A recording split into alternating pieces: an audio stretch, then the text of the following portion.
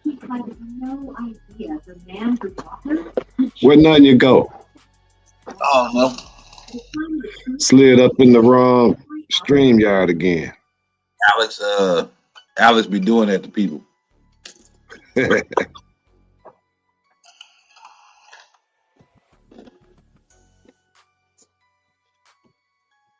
Damn.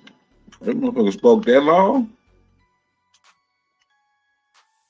Yeah, he spoke for an hour and a half.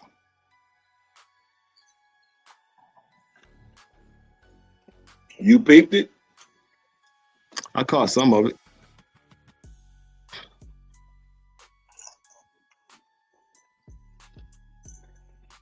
I'm trying to figure out. I'm trying to remember which one of these channels will be on some bullshit. Oh, he eating potato chips. What kind of? Wifey said, "What kind of potato chips?" Some what is these? And her fat girl about to pop out. Some like Stuff for the whole class. Nope, he ain't bring none for nobody but him. It's a party size bag too.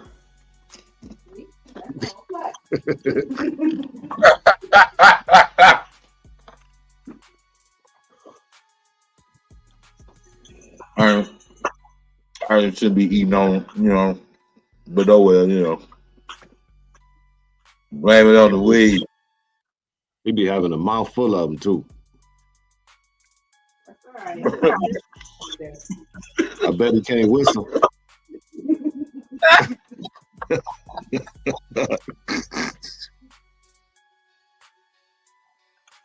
Oh, damn. I'm trying to remember. Which one of these motherfuckers what the channel like. If it got one verified checks or something, them motherfuckers will flag your shit. Let me see. Damn beard. Cat. Came straight up to the window. And did what? The cat came up to the window and walked across the windowsill and went down. The deer came up and I think they was trying to eat the plants through the window. Oh yeah, they did that shit before. The other morning it was like 3 of them just standing in the window looking at them. You can see their tracks in the snow and it's down the window. Yeah, they'll be back. Can you imagine what I'll be thinking when I'll be sitting here and then the window just start fogging up? Yeah.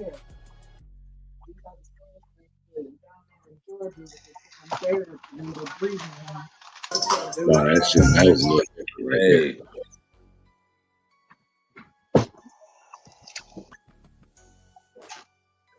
They'll find something else to eat though. Yeah. It's just at night, the light be on these ones in the window.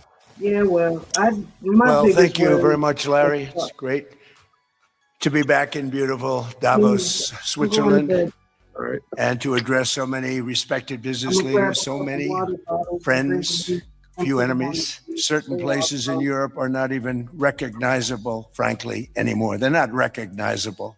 And we can argue about it, but there's no argument. Friends come back from different places. I don't want to insult anybody and say I don't recognize it. And that's not in a positive way. That's in a very negative way. And I love Europe and I want to see Europe go good, but it's not heading in the right direction. This enormous, unsecured island is actually part of North America. It should have woke them up to what's really going on in their country. You know what I mean? I was saying they should have took what Trump said as a wake-up call because he told the truth. I ain't tell no lies in that motherfucker. They should have took what he said as a wake-up call and, start fixing that shit because all them countries he talking about, most of them did the same shit Biden did. Open their borders to a whole bunch of immigrants that really don't need to be there, don't respect their country, bringing a whole nother culture that don't even work with their economics. They really should have took that as a wake-up call. Well, it's basically, they know what they're doing though. That's the kicker to it. Like they do it on purpose. Yeah, they ruin economies to line their own pockets. It's for their own benefit. You know, that same old shit that Rockefeller did before. Yeah. It's also, you know, a devilish scheme to. You saw what? It's also a devilish scheme to connect the whole world under one currency. If you make it all collapse. That's how they doing it. They fund both sides of the war. And then they give a false impression toward which side is winning, so people invest their money accordingly. And then, you know, they buy up the other money for pennies on the dollar. And once they got it all, that's when they really reveal who won the war. They've been doing it for centuries. That's what brought them this way. Yeah. I ain't got no argument on that one.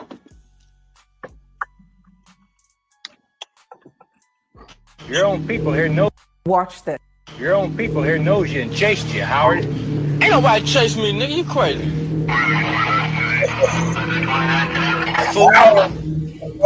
Hey, put my jacket on me, man. It's cold out here. Do I get that favor? Do I? Can I get a favor? You got it. You got it on. Too fast. Say, man, I'm killing you when I get out. You and your little punk brothers and that nigga there. You don't believe you don't believe that I do something to your little sissy ass cousin or brother, whatever. He ain't nothing but a punk himself.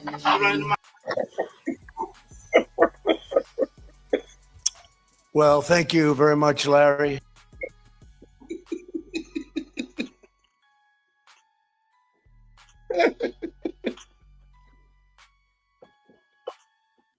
I know these motherfuckers gonna flag my shit. I know it. What channel is that? Bloomberg? They shouldn't. I don't think so.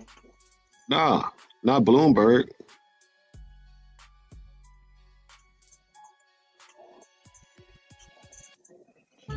If my mortgage lender used Agent Force, the powerful AI from Salesforce, a digital agent would have helped me pre-qualify before my dream house. Them news outlets usually don't.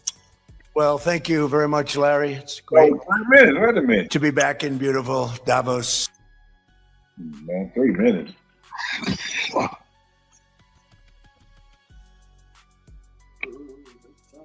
Associated Press. No, they shouldn't either. They never flagged none of mine. But, you know, I ain't did a whole lot neither, though.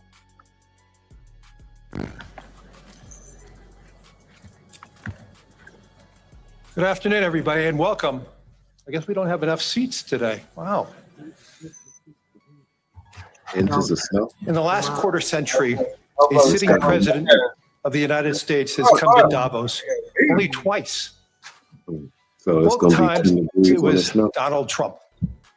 So when I asked to serve in this new role that I have, he was one of the first leaders I called and invited to return. I first met the president about 25 years ago, but I worked most closely with him during the early months of COVID. This was March 2020. Markets were under extreme stress. Some economists were warning we could be headed towards a second. Why would he bring up COVID? Because that's right around the time when he started working with him, right?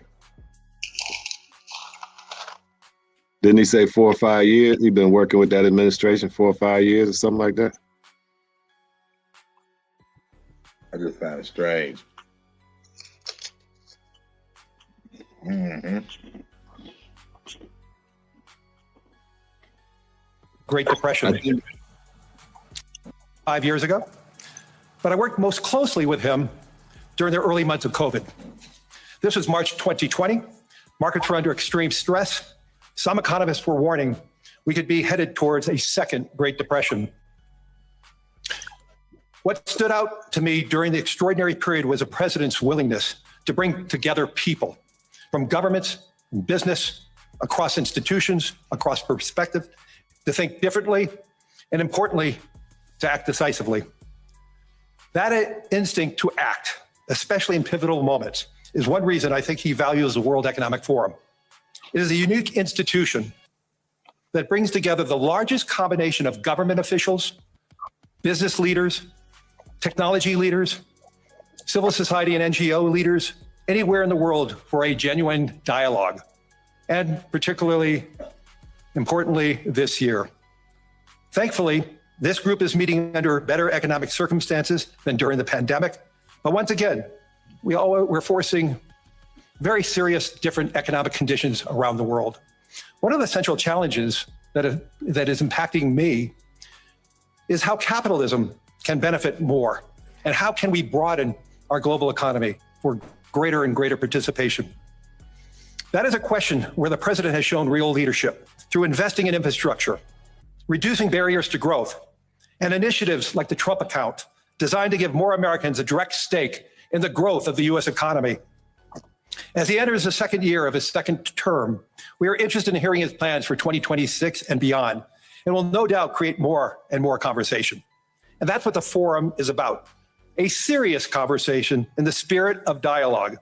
Discussions where the world is headed, where are we going? And these discussions would be incomplete without the President of the United States, the most important leader in the world.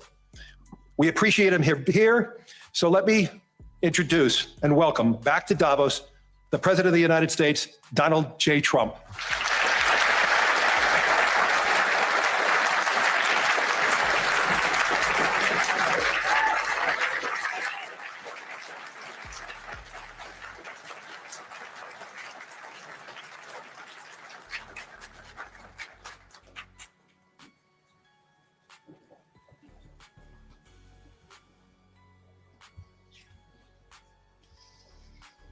Well, thank you very much, Larry. It's great to be back in beautiful Davos, Switzerland, and to address so many respected business leaders, so many friends, few enemies,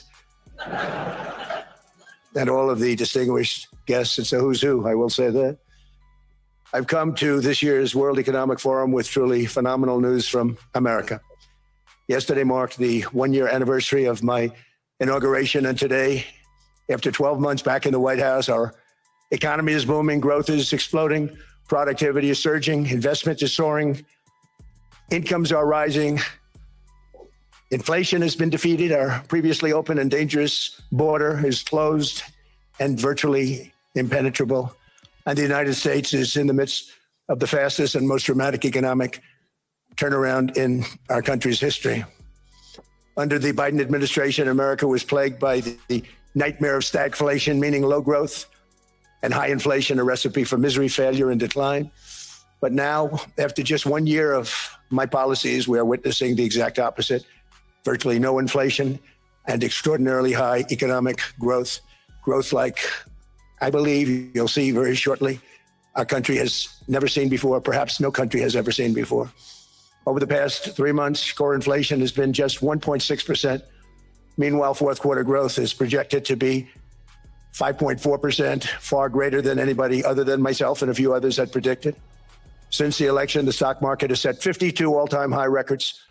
So that's in 1 year, 52 records, adding $9 trillion in value to retirement accounts, 401ks, and people's savings. People are doing very well. They're very happy with me. Since my inauguration, we've lifted more than 1.2 million people off of food stamps, and after 4 years, in which Biden secured less than $1 trillion of new investment in our country. Think of that, $1 trillion, substantially less than that. In 4 years, we've secured commitments for a record-breaking $18 trillion, and we think when the final numbers come out, they'll be closer to $20 trillion of investment. That's never been done by any country at any time, not even close. Just over 1 year ago, under the radical left Democrats, we were a dead country. Now we are the hottest country anywhere in the world. In fact, the United States economy is on pace to grow at double the rate that was projected by the IMF just last April. And with my growth and tariff policies, it should be much higher. I really believe we can be much higher than that. And this is all great news, and it's great for all nations. The USA is the economic engine on the planet. And when America booms, the entire world booms. It's been the history. When it goes bad, it goes bad. You all follow us down and you follow us up. And we're at a point that I don't believe we've ever been. I never thought we could do it this quickly. My biggest surprise is I thought it would take more than a year, maybe like a year and 1 month. But it's happened very quickly. This afternoon, I want to discuss how we have achieved this economic miracle, how we intend to raise living standards for our citizens to levels never seen before, and perhaps how you too and the places where you come from can do much better by following what we're doing, because certain places in Europe are not even recognizable, frankly, anymore. They're not recognizable. And we can argue about it, but there's no argument. Friends come back from different places. I don't want to insult anybody and say, I don't recognize it. And that's not in a positive way. That's in a very negative way. And I love Europe, and I want to see Europe go good, but it's not heading in the right direction. In recent decades, it became conventional wisdom in Washington and European capitals that the only way to grow a modern Western economy was through ever-increasing government spending, unchecked mass migration, and endless foreign imports. The consensus was that so-called dirty jobs and heavy industry should be sent elsewhere, that affordable energy should be replaced by the Green New Scam, and that countries could be propped up by importing new and entirely different populations from faraway lands. This was the path that sleepy Joe Biden administration and many other Western governments very foolishly followed, turning their backs on everything that makes nations rich and powerful and strong. And there's so much potential in so many nations. The result was record budget and trade deficits and a growing sovereign deficit, driven by the largest wave of mass migration in human history. We've never seen anything like it. Quite frankly, many parts of our world are being destroyed before our very eyes, and the leaders don't even understand what's happening. And the ones that do understand aren't doing anything about it. Virtually all of the so-called experts predicted my plans to end this failed model would trigger a global recession and runaway inflation. But we have proven them wrong. It's actually just the opposite. In 1 year, our agenda has produced a transformation like America has not seen in over 100 years. Instead of closing down energy plants, we're opening them up. Instead of building ineffective money-losing windmills, we're taking them down and not approving any. Instead of empowering bureaucrats, we're firing them, and they're going out and getting jobs in the private sector for 2 and 3 times what they were making in government. So they started off hating me when we fired them, and now they love me. Life is unpredictable. One thing that isn't? Spectrum fiber-powered internet. It's the most reliable internet you can count on. It's only everything. Instead of raising taxes on domestic producers, we're lowering them and raising tariffs on foreign nations to pay for the damage that they've caused. In 12 months, we have removed over 270,000 bureaucrats from... I believe if you pay attention to what he's saying, you might understand what he's babbling about. Okay. The federal payrolls, the largest single-year reduction in government employment since the end of World War II. Nobody thought that was coming, but we had no choice. To make a country great, you can't have all federal jobs. We've cut federal spending by $100 billion and slashed the federal budget deficit by 27% in the single year. It's going to go down quite a bit more from that, driving inflation way down from the record highs of the Biden administration. Every month, they went up and up and up. I promised to cut 10 old regulations for every single new regulation. But instead, I've cut, actually, till this point, 129 regulations for every one new regulation approved. So every time they come in with a new regulation, we do at least 10, but so far it's averaging out to 129, if you can believe it. In July, we passed the largest tax cuts in American history, including no tax on tips, no tax on overtime, no tax on Social Security for our great seniors. We also provided 100% expensing. That's the one they like. And bonus depreciation for all new equipment and capital investments to help companies expand and shift production to America. They are so in love with that. They build a plant, they're able to deduct it immediately, the whole thing, rather than waiting 38 to 41 years in the old days. This is a miracle taking place. Nobody thought it would ever be done by any country, but it's done by us. It was what made my first term the most successful 4-year term that we've ever had from a financial standpoint. And now we've upped it. This is a 10-year program, not a 1-year program, but you're allowed to deduct everything in 1 year. It used to be 38 to 41 years. With tariffs, we've radically reduced our ballooning trade deficit, which was the largest in world history. We were losing more than $1 trillion every single year, and it was just wasted. It was going to waste. But in 1 year, I slashed our monthly trade deficit by a staggering 77%. And all of this with no inflation, something everyone said could not be done. There were a couple of brilliant people that actually thought I was doing the right thing. I thought I was doing the right thing. Now they all think I'm doing the right thing because they can't believe the numbers. American exports are now up by more than $150 billion. Domestic steel production is up by 300,000 tons a month, and it's doubling over the next 4 months. It's doubling and tripling, and we have steel plants being built all over the country. Nobody thought they'd see that. Factory construction is up by 41%, and that number is really going to skyrocket right now because that's during a process that they're putting in to get their approvals, and we've given very, very quick, fast approvals. In the process, we've made historic trade deals with partners covering 40% of all U.S. trade. Some of the greatest companies and countries in the world. We have countries as our partner, too. The European nations, Japan, South Korea, they're our partners. They've got into massive deals with us, especially on oil and gas. And these agreements raise growth and cause stock markets to boom, not only in the U.S., but virtually every country that came to make a deal. Because as you've learned, when the United States goes up, you follow. It's really become a staple. In America, I've stopped the nation-wrecking energy policies that drive up prices while sending jobs and factories to the world's worst polluters. They are indeed polluters. Under Sleepy Joe Biden, new domestic oil and gas leases fell by 95%. Think of that.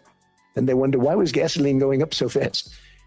The gasoline actually topped $5 a gallon, in some places $7 a gallon, and more than 100 major power plants were violently shut down by incompetent people that had no idea what the hell they were doing.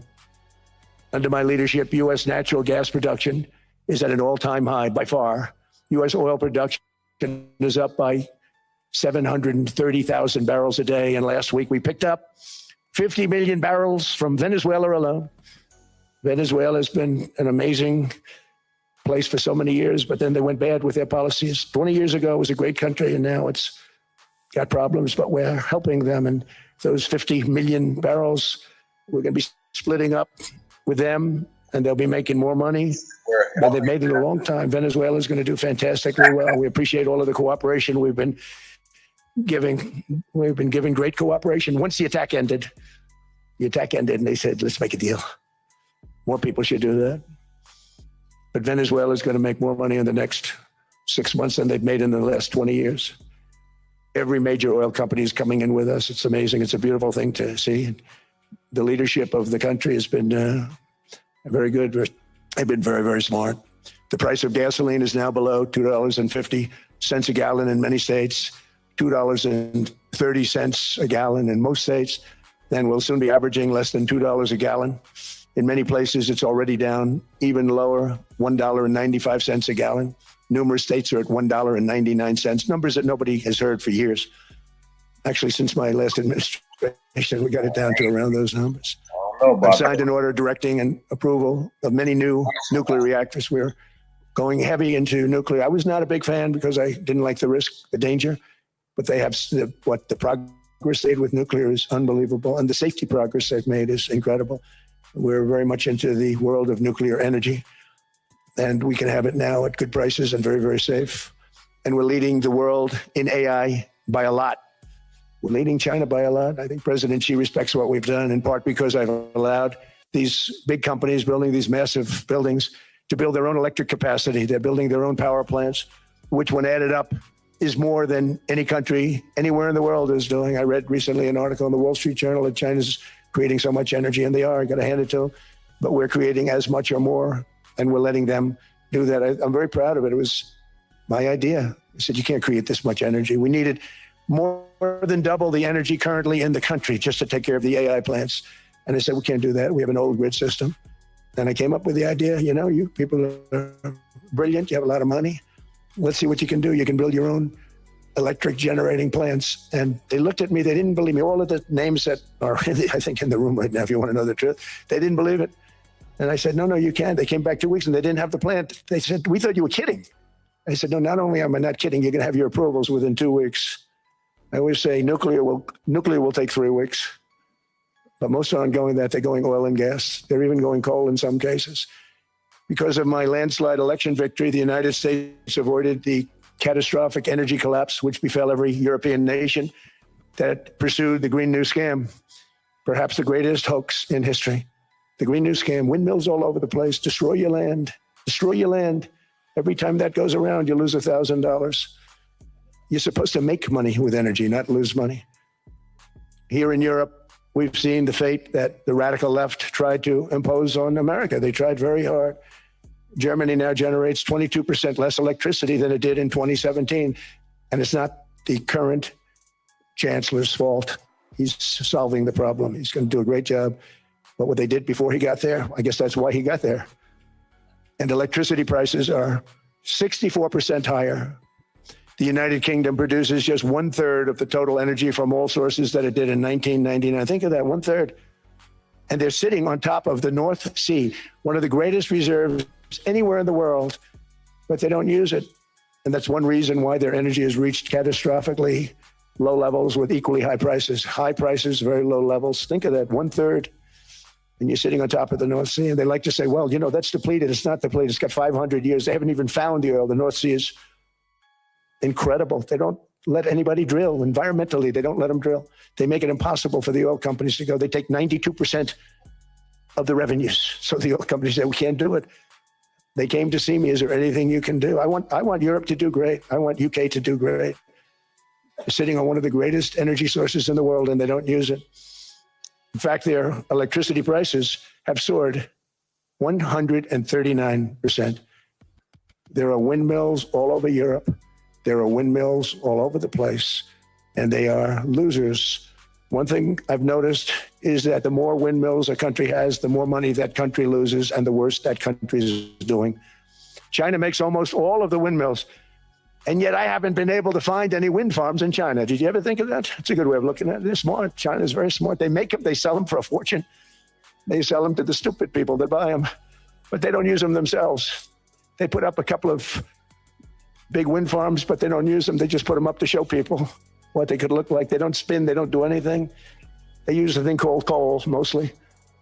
China goes with the coal, they go with oil and gas. They're starting to look at nuclear a little bit. And they're doing just fine. They make a fortune selling the windmills though. And I think really that's one that they wouldn't be surprised if it stopped. They are shocked that it continues to go. They're very friendly with me. They're shocked that people continue to buy those damn things. They killed the birds, they ruin your landscapes. Other than that, I think they're fabulous, by the way. Stupid people buy them. The consequences of such destructive policies have been stark, including lower economic growth, lower standards of living, lower birth rates, more socially disruptive migration, more vulnerability to hostile foreign adversaries, and much, much smaller militaries.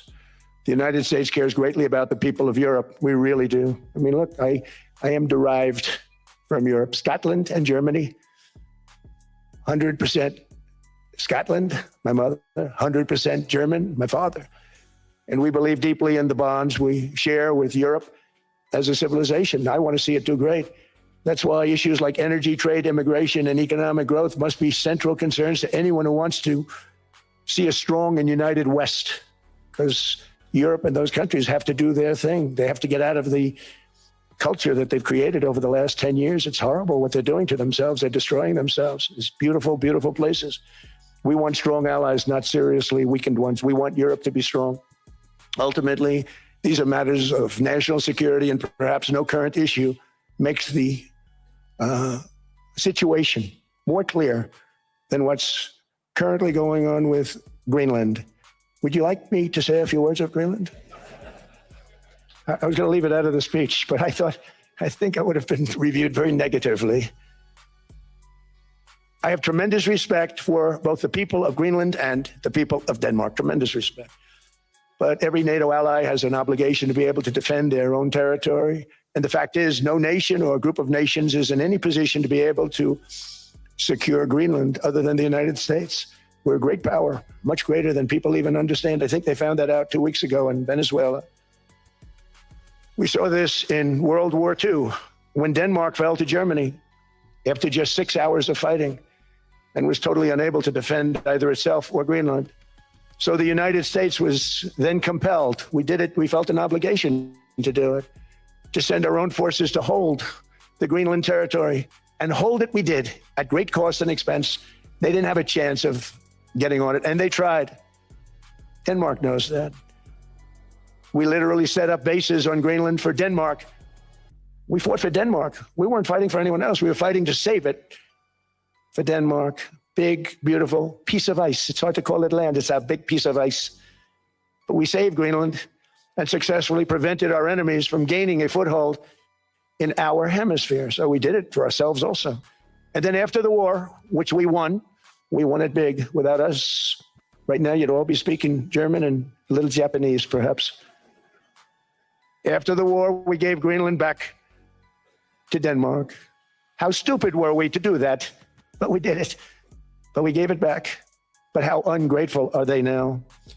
So now our country and the world face much greater risks than it did ever before because of missiles, because of nuclear, because of weapons of warfare that I can't even talk about. 2 weeks ago, they saw weapons that nobody ever heard of. They weren't able to fire one shot at us. They said, what happened? Everything was discombobulated. They said, we've got them in our sights. Press the trigger, and nothing happened. No anti-aircraft missiles went up.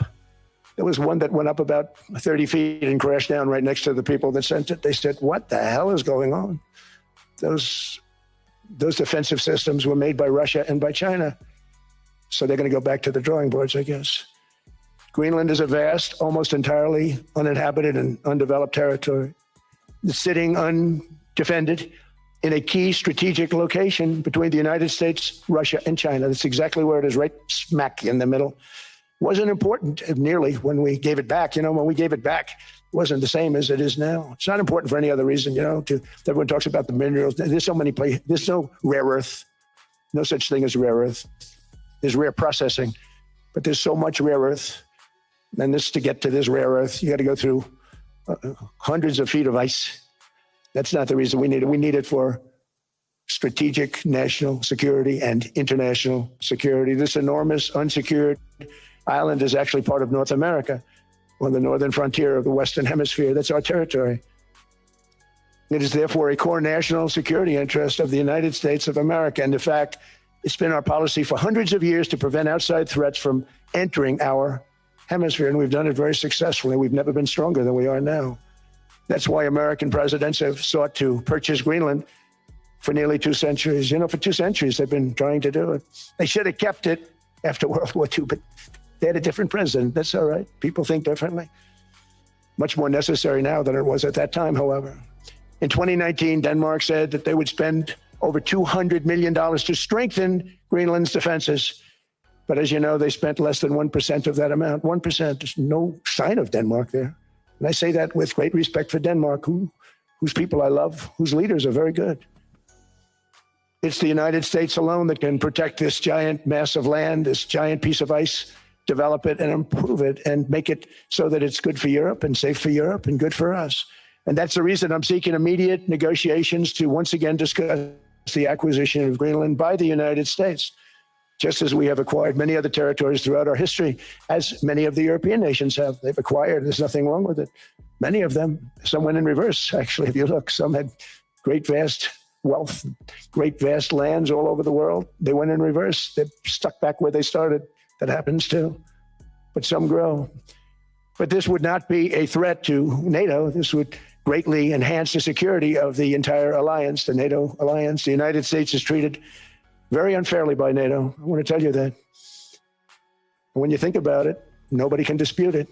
We give so much and we get so little in return. And I've been a critic of NATO for many years. And yet I've done more to help NATO than any other president by far, than any other person. You wouldn't have NATO if I didn't get involved in my first term. The war with Ukraine is an example. We are thousands of miles away, separated by a giant ocean. It's a war that should have never started, and it wouldn't have started if the 2020 U.S. presidential election weren't rigged. It was a rigged election. Everybody now knows that. They found out. People will soon be prosecuted for what they did. It's probably breaking news, but it should be. It was a rigged election. You can't have rigged elections. You need strong borders, strong elections, and ideally a good press. I always say it.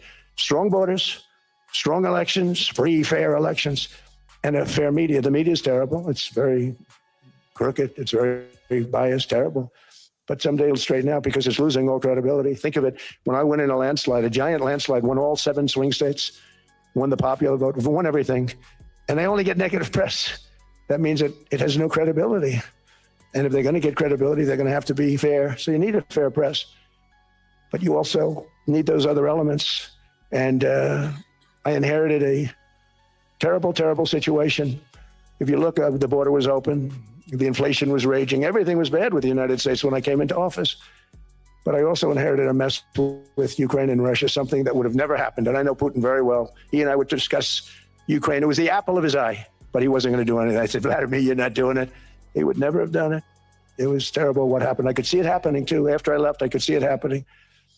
Biden had given Ukraine and NATO $350 billion, a staggering sum, $350 billion. I came in, and just like the southern border, just like inflation, just like our economy, I said, wow, this place is in trouble, meaning our country. All of these things were out of control. But the border was out of control. We fixed it with the strongest border anywhere in the world. And I've now been working on this war for 1 year, during which time I settled 8 other wars. India, Pakistan. I settled other wars that were Vladimir Putin called me, Armenia, Azerbaijan. He said, I can't believe you settled that one. They were going on for 35 years. I settled it in 1 day. And President Putin called me. He said, you know, I can't believe I worked on that war for 10 years trying to settle it. I couldn't do it. I said, do me a favor, focus on settling your war. Don't worry about that one. What does the United States get out of all of this work, all of this money, other than death, destruction, and massive amounts of cash going to people who don't appreciate what we do? They don't appreciate what we do. I'm talking about NATO, I'm talking about Europe.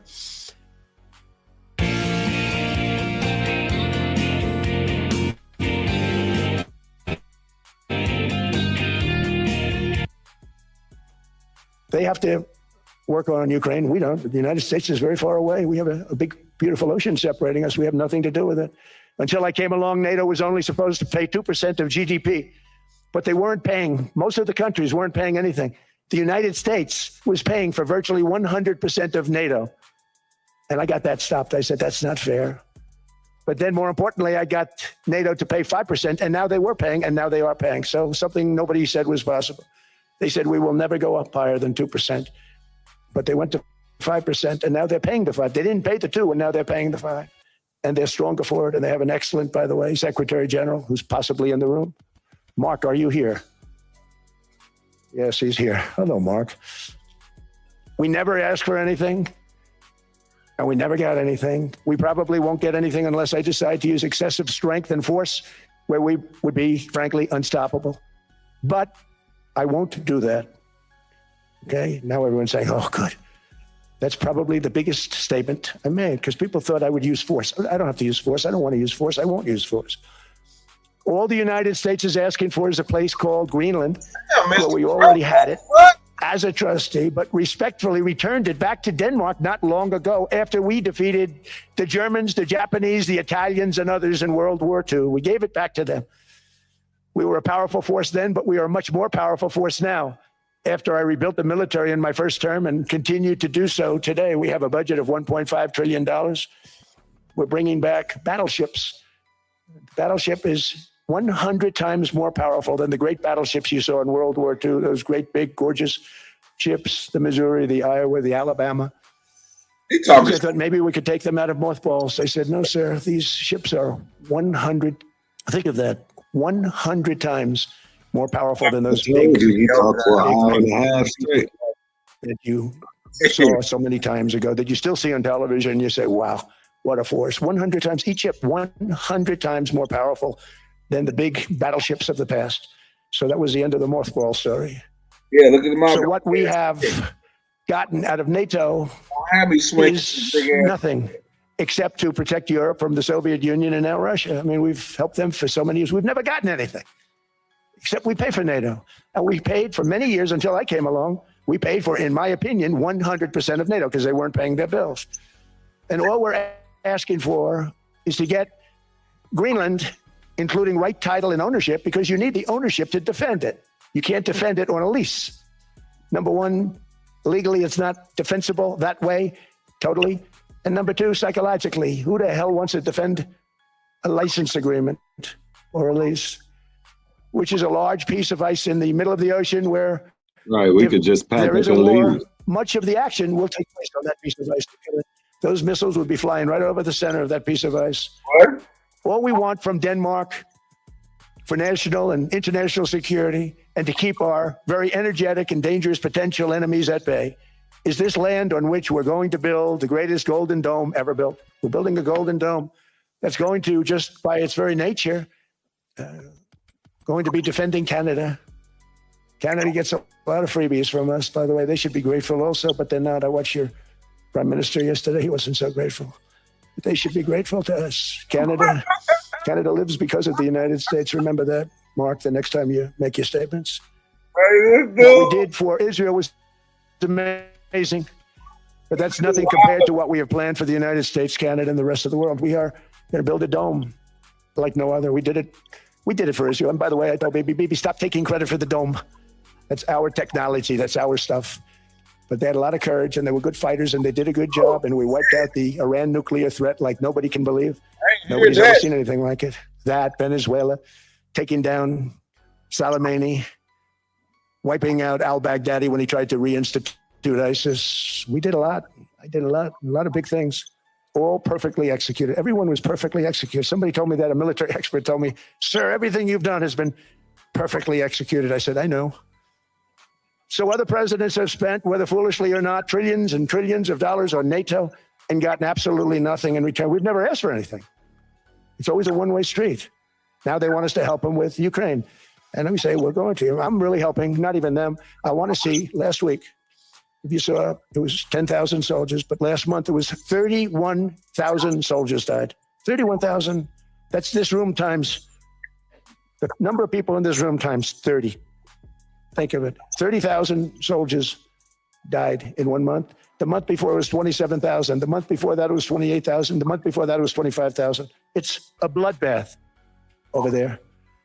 And that's what I want to stop. It doesn't help the United States, but these are souls. These are young people. Look like some of you right in the front row.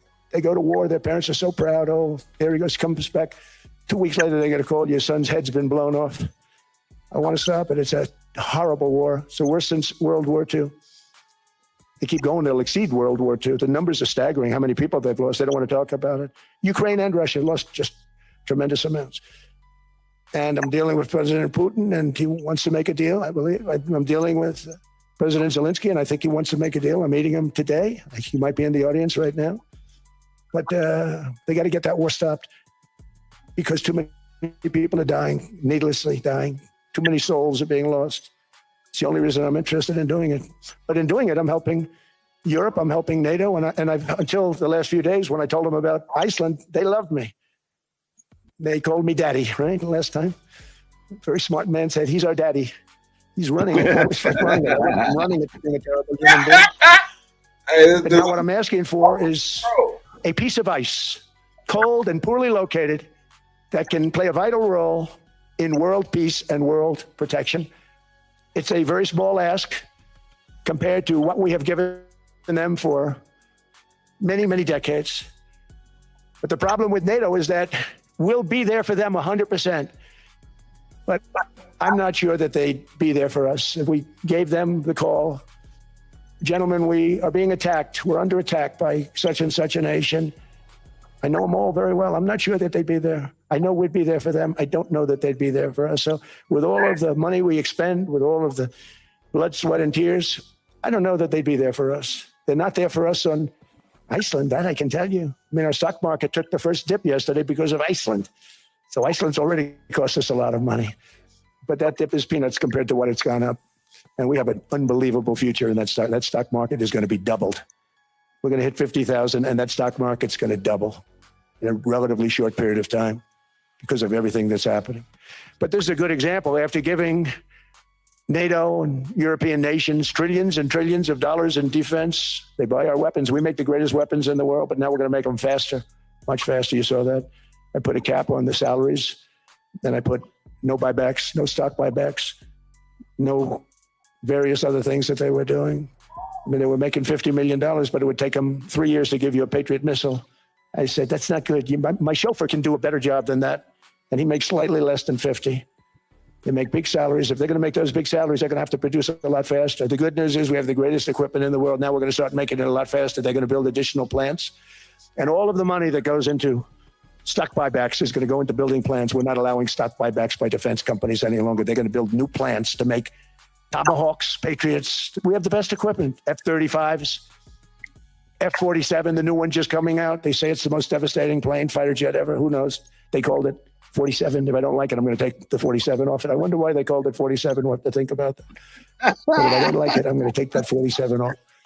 But it's supposed to be the stage 6. It's supposed to be the first stage 6 plane, undetectable, like our B-2 bombers were undetectable. They flew right over Iran. They were undetectable. And they did their job, and they got the hell out of there.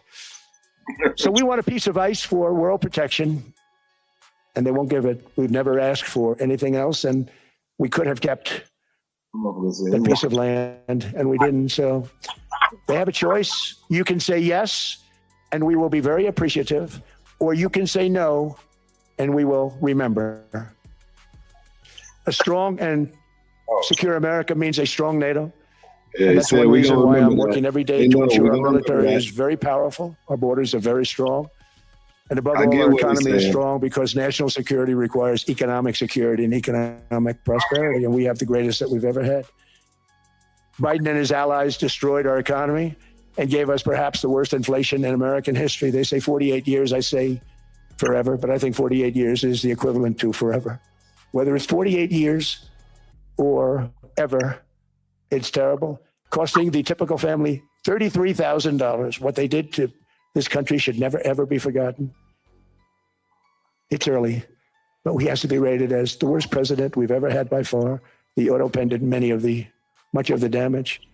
The auto pen, he was the auto pen president, because I don't believe a sane president would have ever signed the kind of things that he signed. But now grocery prices, energy prices, airfares, mortgage rates, rent, and car payments are all coming down in the He talking a lot of shit. I mean, an excessive amount of shit. Yeah, he want that piece of ice over there, and he's saying in so many words that if we don't get it, a lot of them countries that we've been defending, we're gonna stop defending. He just didn't want to say it like that, but I'm catching what he's saying.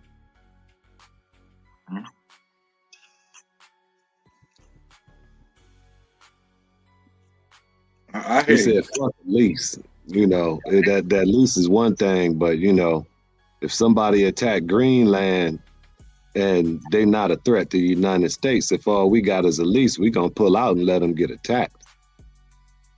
Yeah. But if we got partial ownership, that's what he's saying. He said, we ain't asked for much. We've been giving and giving and giving and giving and giving. Now give us Greenland. He said he want a piece of ice. Well, when you look at the map, it's like 90% white.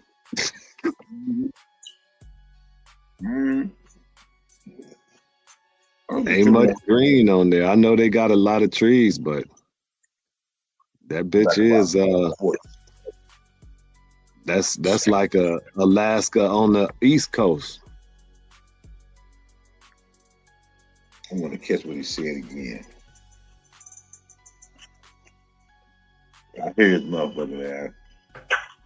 It's terrible, costing the typical family $33,000. What they did to this country should never, ever be forgotten.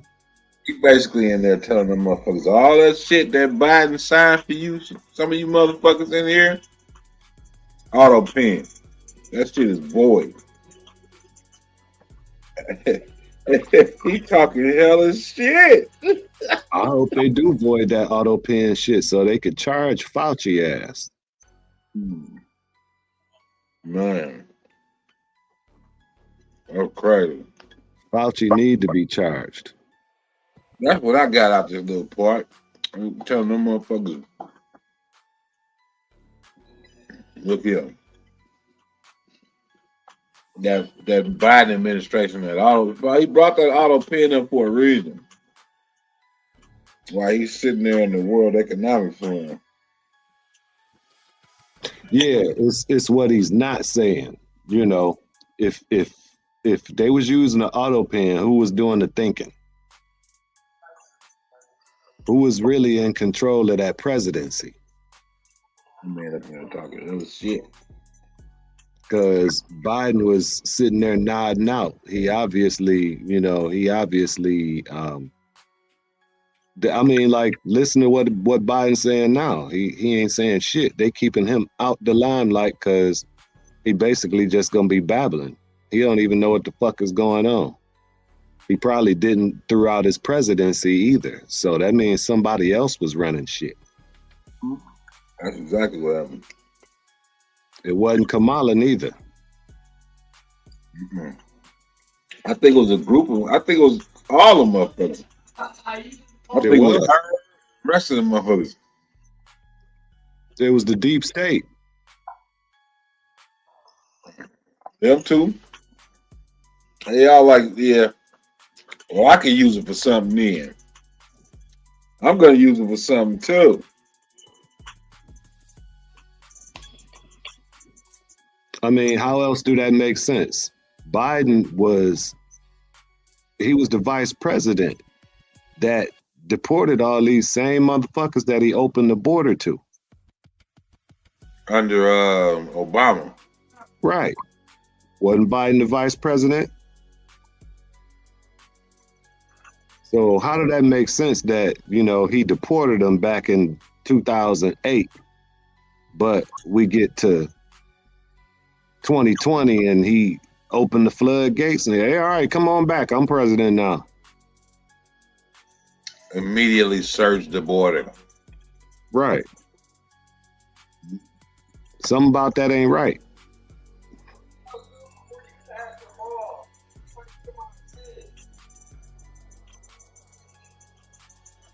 Which is crazy. I'm just tripping off him talking all this shit. If you know, you know. Oh yeah, I feel him though. I understand what he was trying to say. He could have said it a lot faster, but then it would have came out a lot more harsh. But he just wanted to give him a warning shot. He wanted to let him know, y'all don't start, giving us what we want at least a little bit. We gonna pull out everything. Oh, he said it in a conversation with this motherfucker too. Imagine what would happen if the United States pull out of NATO. Didn't he just pulled out the WHO and the UN, didn't he? Yeah. Out of the WHO, I know for sure. I heard the UN too. I don't know. The UN is kind of contingent on NATO too. I don't think he pulled completely out of the UN. But WHO, I could see that. We should have been pulled out of that shit. He did that last time and then Biden put it back. Yeah. Yeah, because they wanted to inoculate the population with them vaccines.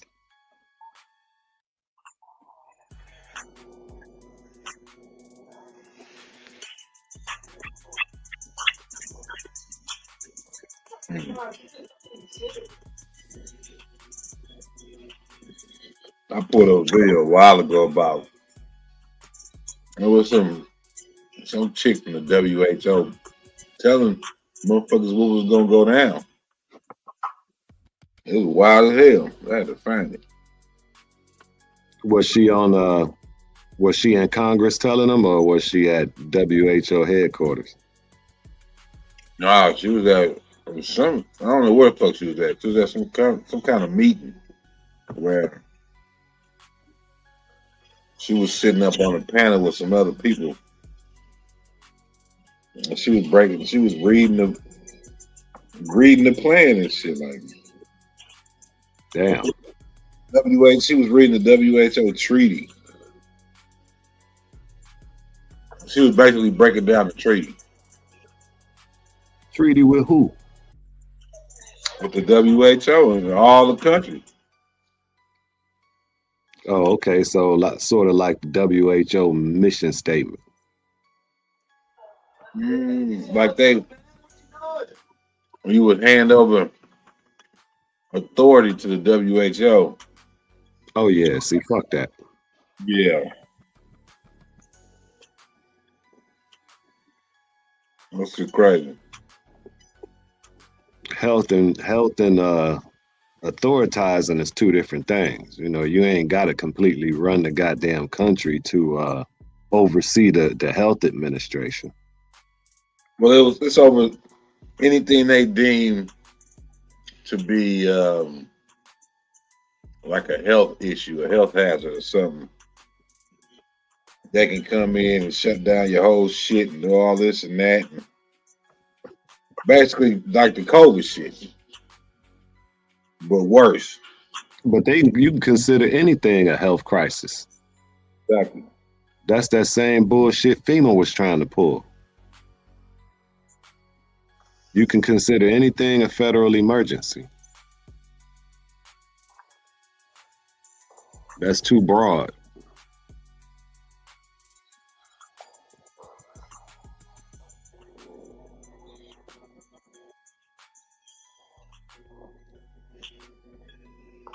You hear this man talk some more shit. Let's go. It's early, but he has to be rated as the worst president we've ever had by far. The auto pen did much of the damage. The auto pen, he was the auto pen president, because I don't believe a sane president would have ever signed the kind of things that he signed. But now grocery prices, energy prices, airfares, mortgage rates, rent, and car payments are all coming down, and they're coming down fast. We inherited a mess, but we've done a hell of a job in 12 months. Under my most favored nation policy for drug prices, the cost of prescription drugs is coming down by up to 90%, depending on the way you calculate. You could also say 5, 6, 7, 800%. There are two ways of figuring that. But we have a favored nations policy that every president wanted. No president was able to get. I got it. And other nations approved it. And I had to use tariffs in order to get it because they said, no way. In other words, a pill that costs 10% in London costs $130. Think it costs $10 in London, costs $130 in New York or in Los Angeles. And I'd say, boy, that's bad. Friends of mine would say, we go to London, you can buy the stuff for nothing. We go all over the world, we can buy it for nothing.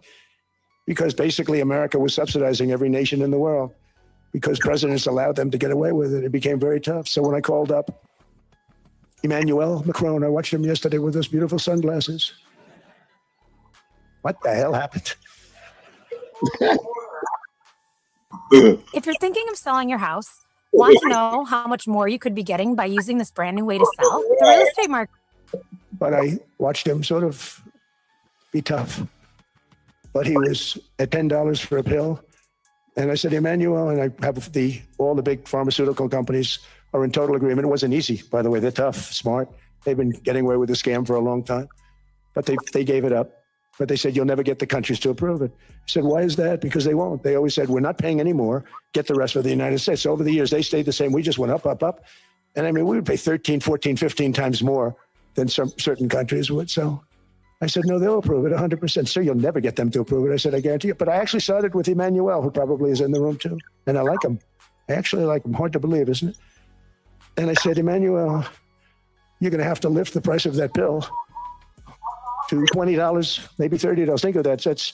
That means it's a doubling of prescription drugs. Might be a tripling, might be a quadrupling. It's not easy. No, Donald, I will not do that. I said, yes, you will, 100%. He said, no. You're asking me to double. I said, Emmanuel, you've been taking advantage of the United States for 30 years with prescription drugs. You really should do it. And you will do it. I have no doubt. In fact, I am 100% sure you're going to. No, I will not do it. Because yes, in all fairness, he has to double. or triple, because the world being a bigger place than the United States, it's not that you meet in the middle. You just have to go up some, and we come down a lot. They go up a little, we come down a lot. So we're at $130, they're at 10. So they may have to go to 20 or 30. No more than that. I said, Emmanuel, you're going to be doubling or tripling? No, no, no. He said, here's the story, Emmanuel. The answer is you're going to do it. You're going to do it fast. And if you don't, I'm putting a 25% tariff on everything that you sell into the United States and a 100% tariff on your wines and champagnes. And that's about 10 times more than what I'm requesting. And you're going to do it. I don't want to go public with it, but you may make me do that. No, no, Donald, I will do it. I will do it. It took me on average 3 minutes a country saying the same thing. You will do it. They all said, no, no, no, I will not do it. You're asking me to double the cost of prescription. I said, that's right, because you've been screwing us for 30 years. And they said, we will not do it. I said, that's all right. On Monday morning, we're putting a 25, 30, 50. I gave different numbers for different countries. This is also national security we're talking about. Not fair. We're not going to subsidize the whole world. And every one of those countries have agreed to do it. So one of the biggest things that I've done is the fact that we have now most favored nation. We will pay whatever the lowest price is in the entire world. Right. So our drug prices are going to be coming down by staggering 90%. Again, you could say 1,000%, 2,000%, depends on the way you want to figure it, but we'll go with the way the fake news likes it better because it sounds, can you imagine a 90% reduction sounds much worse. But drug prices are going to be coming down tremendously in all the nations, and I appreciate them doing it, but they did it. In all fairness, without tariffs, I wouldn't have been able to get it done. After declining $3,000 under Biden, real incomes are up in the United States by $2,000, $3,000, and even $5,000 and more. Home ownership has always been a symbol of health and vigor of American society, but that goal fell out of reach for millions and millions of people in the Biden era because interest rates went up so high. Today, I'm taking action to bring back this bedrock of the American dream. In recent years, Wall Street giants and institutional investment firms, many of you are here, many of you are good friends of mine, many of you are supporters. Sorry to do this, Joe, I'm so sorry. But you've driven up housing prices by purchasing hundreds of thousands of single-family homes, and it's been a great investment for them. Often as much as 10% of houses on the market. You know, the crazy thing is a person can't get depreciation on a house, but when a corporation buys it, they get depreciation. Okay, that's something we're going to have to think about too. I don't know if too many people think about that. You buy a corporation, they buy 500 houses, they buy hundreds of thousands, they buy 500 houses, they can take depreciation. A person sweats and works and buys one house, they can't. But homes are built for people, not for corporations, and America will not become a nation of renters. We're not going to do that. That's why I have signed an executive order banning large institutional investors from buying single-family homes. It's just not fair to the public. That was a power move right there. I'm glad he did that. That needed to happen a long time ago. And I'm calling on Congress to pass that ban into permanent law, and I think they will. One of the biggest profit margin for credit card companies now exceeds 50%, one of the biggest. And they charge Americans interest rates of 28%, 30%, 31%, 32%, whatever happened to usury. So to help our citizens recover from the Biden disaster, all caused by this horrible precedent, I'm asking Congress to cap credit card interest rates at 10% for 1 year. And this will help millions of Americans save for a home. They have no idea they're paying 28%. They go out there a little late in their payment and they end up losing their house. It's terrible. To unleash innovation in savings and financing, I'm also working to ensure America remains the crypto capital of the world. And to that end, last year, I signed the Landmark Genius Act into law. Now Congress is working very hard on crypto market structure legislation, Bitcoin, all of them, which I hope to sign very soon, unlocking new pathways for Americans to reach financial freedom. And I did it for two reasons. Number one, I thought it was politically good, and it was. I got tremendous political support. More importantly, China wanted that market too, just like they want the AI. And we've got that market, I think, pretty well locked up. If I didn't do it, Biden was totally against it until before the election when they realized that, there were millions of people voting against him over crypto.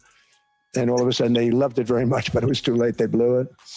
But it is politically popular, but it's much more importantly, we have to make it so that China doesn't get the hold of it. And once they have that hold, we're not going to be able to get it back.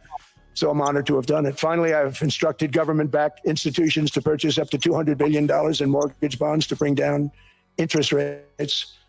And I'll be announcing a new Fed chairman in the not-too-distant future. I think he'll do a very good job. So they gave away some of it. they'd give that away. So we have something, get something, but somebody that's very respected. They're all respected. They're all great. Everyone that I interviewed is great. Everyone could do, I think, a fantastic job. Problem is they change once they get the job. They do. You know, they're saying everything I want to hear, and then they get the job. They're locked in for 6 years. They get the job, and all of a sudden, let's raise the rates a little bit. I call them, sir, we'd rather not talk about this. It's amazing how people change once they have the job. It's too bad. Sort of disloyalty, but they got to do what they think is right. We have a terrible chairman right now. Jerome, too late Powell. He's always too late. And he's very late with interest rates, except before the election, he was just fine for the other side. So we're going to have somebody that's great, and we hope he does the right job. Last week, the average 30-year mortgage rate dropped below 6% for the first time in many years. Another major factor in driving up housing costs was the mass invasion of our borders. And I have to say one thing about housing, because nobody ever says this. I am very protective of people that already own a house, of which we have millions and millions and millions. And because we have had such a good run, the house values have gone up tremendously. And these people have become wealthy. They weren't wealthy, they become wealthy because of their house. And every time you make it more and more and more affordable for somebody to buy a house cheaply, you're actually hurting the value of those houses, obviously, because the one thing works in tandem with the other. And I don't want to do anything that's going to hurt the value of people that own a house who, for the first time in their lives, are walking around the streets of whatever city they're in, very proud that their house is worth $500,000, $600,000, $700,000. Now, if I want to really crush the housing market, I could do that so fast that people could buy houses, but you would destroy a lot of people that already have houses. In some cases, they've mortgaged their house, and the mortgage would be very low. And all of a sudden, the mortgage without any changes becomes very high, and they end up losing the house. I'm not going to hurt, and I speak with Scott, who's doing a fantastic job, and Howard, who's doing a fantastic job, and all of my people. And I always say, look, you know, I can crush the hell out of the market. We can drop interest rates to a level, and that's one thing we do want to do. That's natural. That's good for everybody. You know, the dropping of the interest rates, we should be paying a much lower interest rate than we are. We should be paying the lowest interest rate of any country in the world, because without the United States, you don't have a country. I mean, I had a case with Switzerland. We happened to be in Switzerland. Maybe I'll give you a quick story. But they were paying nothing. They make beautiful watches, great watches, Rolex, all of them. They were paying nothing to the United States when they sent their product in.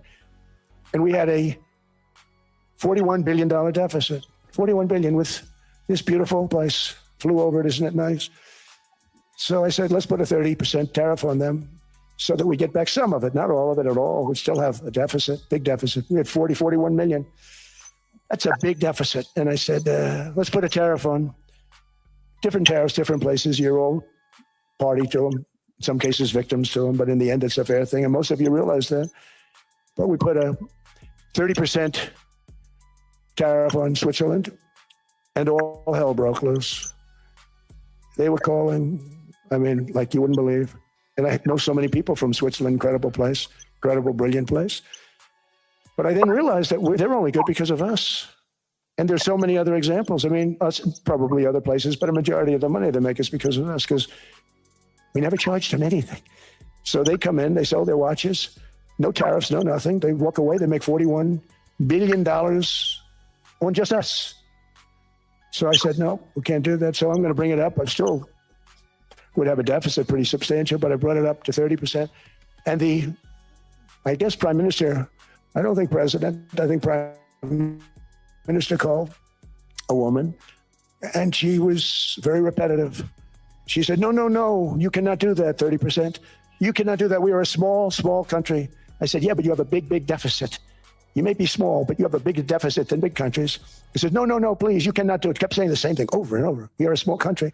I said, but you're a big country in terms of, and she just rubbed me the wrong way, I'll be honest with you. And I said, all right, thank you, ma'am, appreciate it. Do not do this. Thank you very much, ma'am. And I made it 39%. And then all hell really broke out.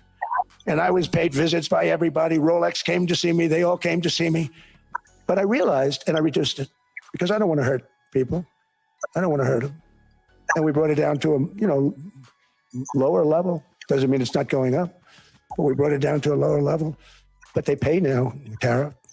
But I realized that we have many places like that where they're making a fortune because of the United States. Without the United States, they wouldn't be making anything. Think of it. Switzerland made $41 billion on us. And as she said, it's a small place. And I realized with that, I don't know, it was so because she was so aggressive. And I realized in that conversation that the United States is keeping the whole world afloat. Many places, I could give you 6, 7 places just in the people in this little area. I know every one of them. They're looking down. They don't want to see me. They don't want to stare me in the eyes. But they're taking advantage of, everybody took advantage of the United States. But I've been very fair, and I gave them a tariff, and it was fine. But I realized that without us, sitting down right it's not Switzerland anymore. Without us, it's not any of the countries that are represented here. And we want to work with the countries. We want to work with them. We're not looking to destroy them. I could have said 39, 40%. I could have said I want a 70% tariff, then we make money with Switzerland. But Switzerland would have been probably destroyed, financially destroyed. I don't want to do that. But we should be paying the lowest interest rate of everybody. I hope Scott's listening to this, because we should be paying the lowest interest rate of everybody. Without us, most of the countries don't even work. And then you have the protection factor. Without our military, which is the greatest in the world by far, without our military, you have threats that you wouldn't believe.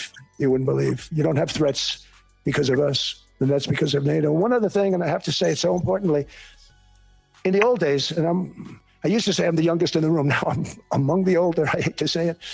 I don't feel old, but I'm among the older. But I remember not long ago, 20, 25 years ago, when good news came out about, let's say, the United States. The United States had a great quarter. The United States had a great month.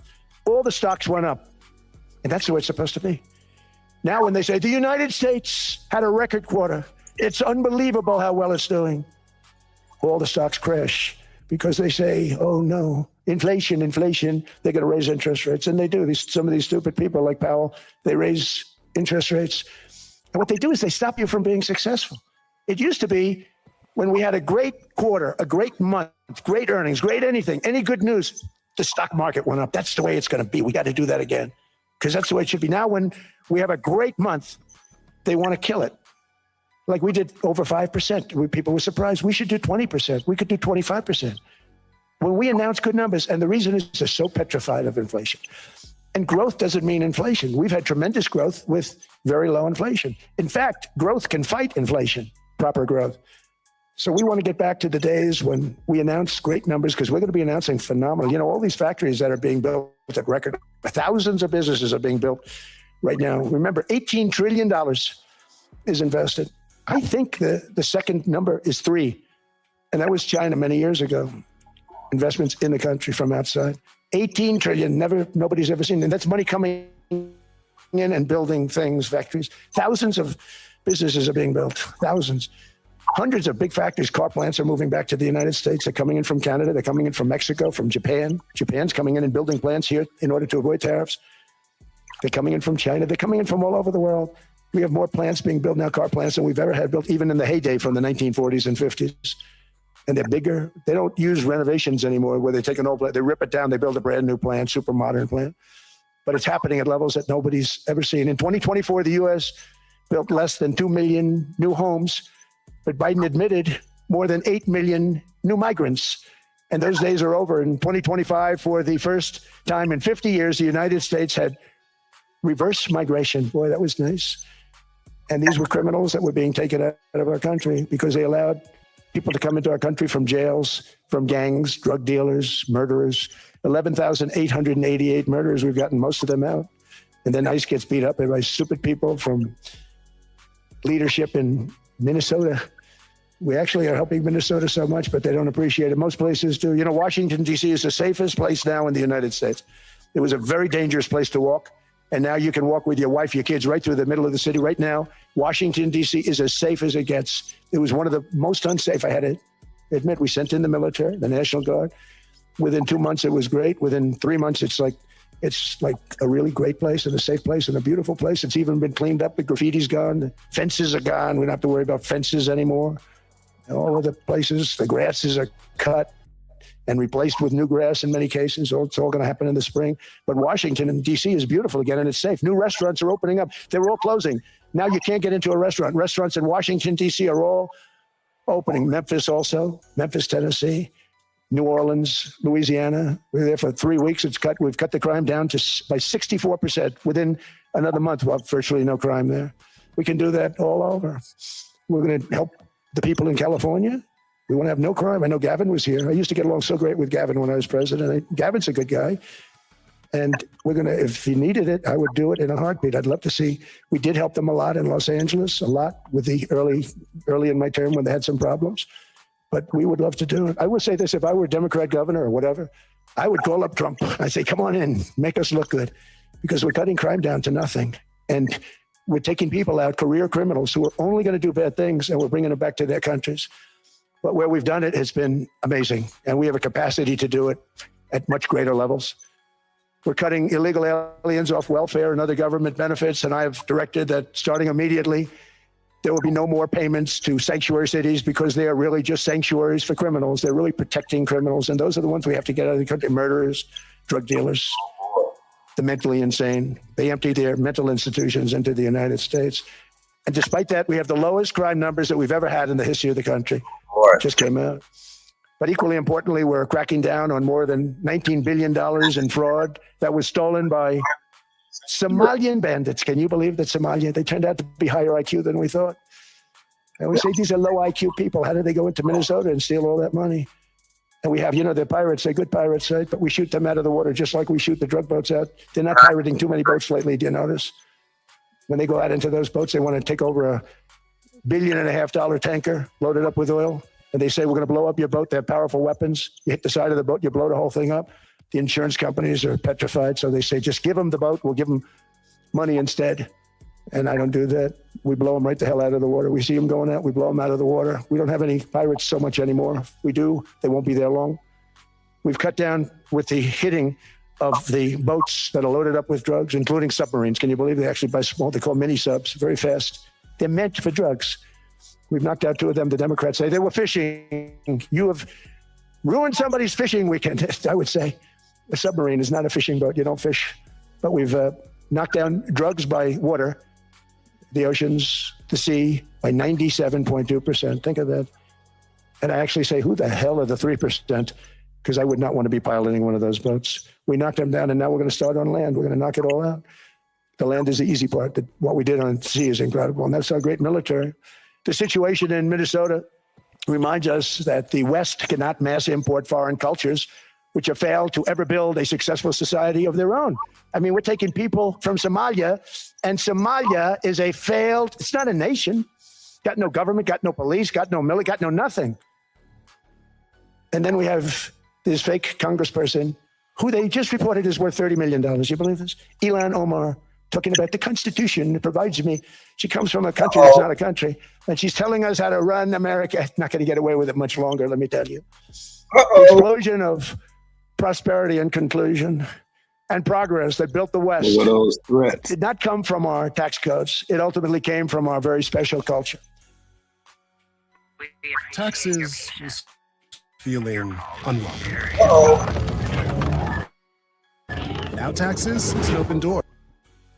This is the precious inheritance that America and Europe have in common. We share it. We share it, but we have to keep it strong. We have to become stronger, more successful, and more prosperous than ever. We have to defend that culture and rediscover the spirit that lifted the West from the depths of the Dark Ages to the pinnacle of human achievement. We live in an incredible, changing period. It's an unbelievable time, but we have to take advantage of the time that we're in. In our hands are technologies that our ancestors could scarcely have. I mean, they couldn't have even dreamt some of the things that we see today.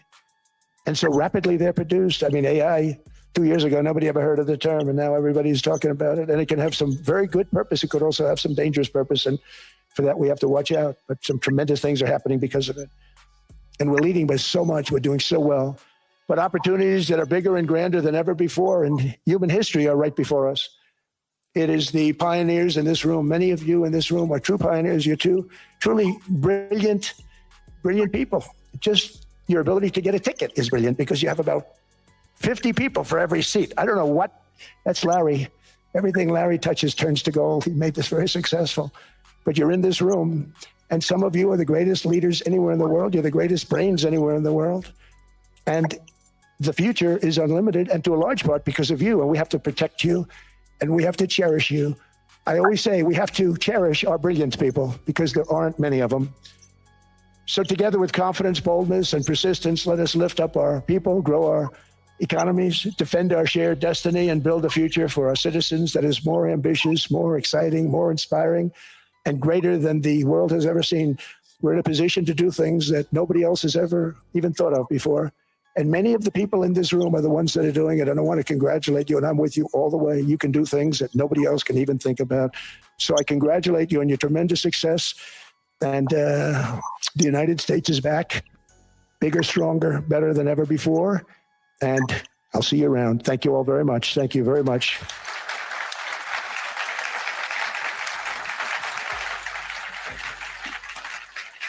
Thank you.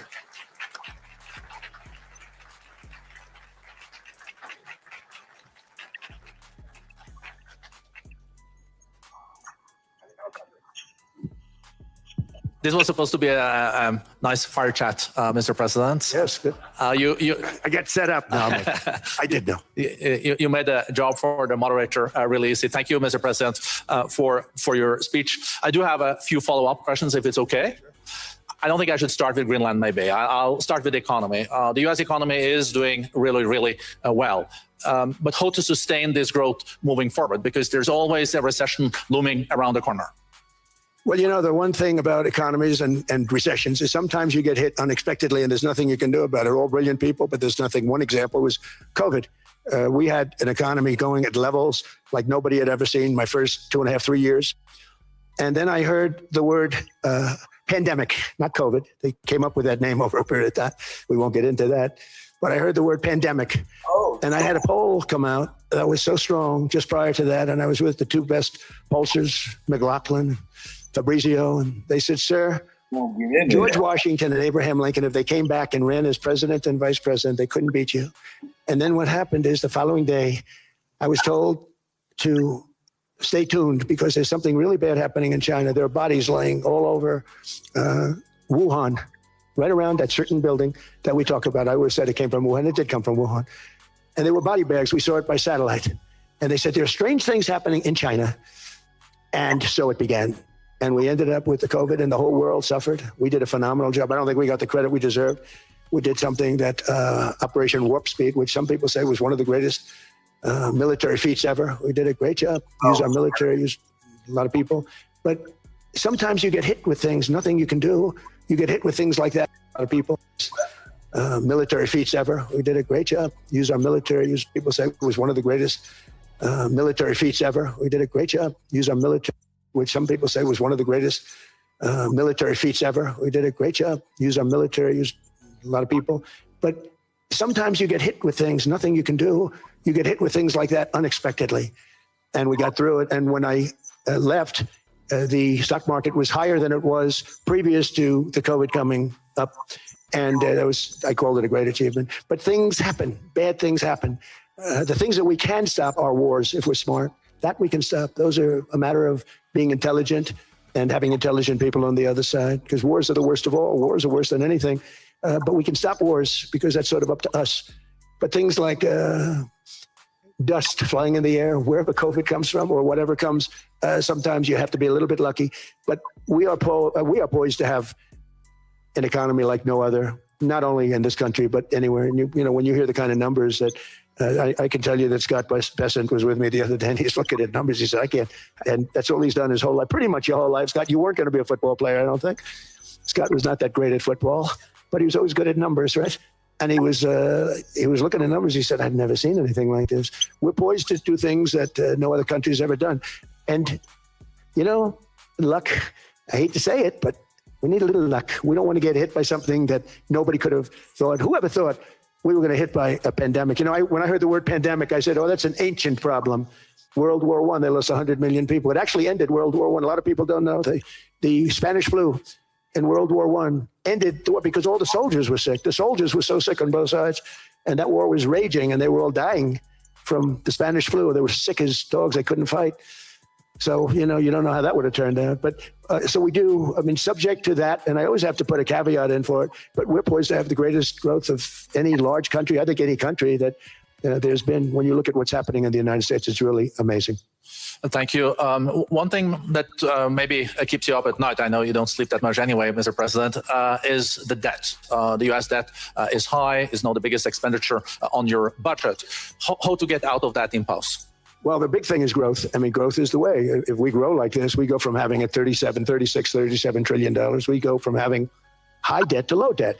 But we also are cutting expenses, the old-fashioned way. We have extraordinary growth. I think we're going to be growing our way out. I think we're going to be paying off debt. We're taking in tremendous money from tariffs fairly. And again, I'm using them judiciously. Switzerland's a case study. I could have gotten much more. I could have asked for much more. But we're using them judiciously. But I think growth, most importantly, and then cutting costs. Now, if you take a look at Minnesota, $19 billion in fraud and other things. People going to airports, they came into the country, they don't have 10 cents, and they're leaving with hundreds of thousands of cash in their bags. When we get to that, and our DOJ, Pam and Todd, and all the people that work over there, and all of the people that work in here, I can tell you, Scott Bessent is working on that. It's a priority, right? You have your whole team.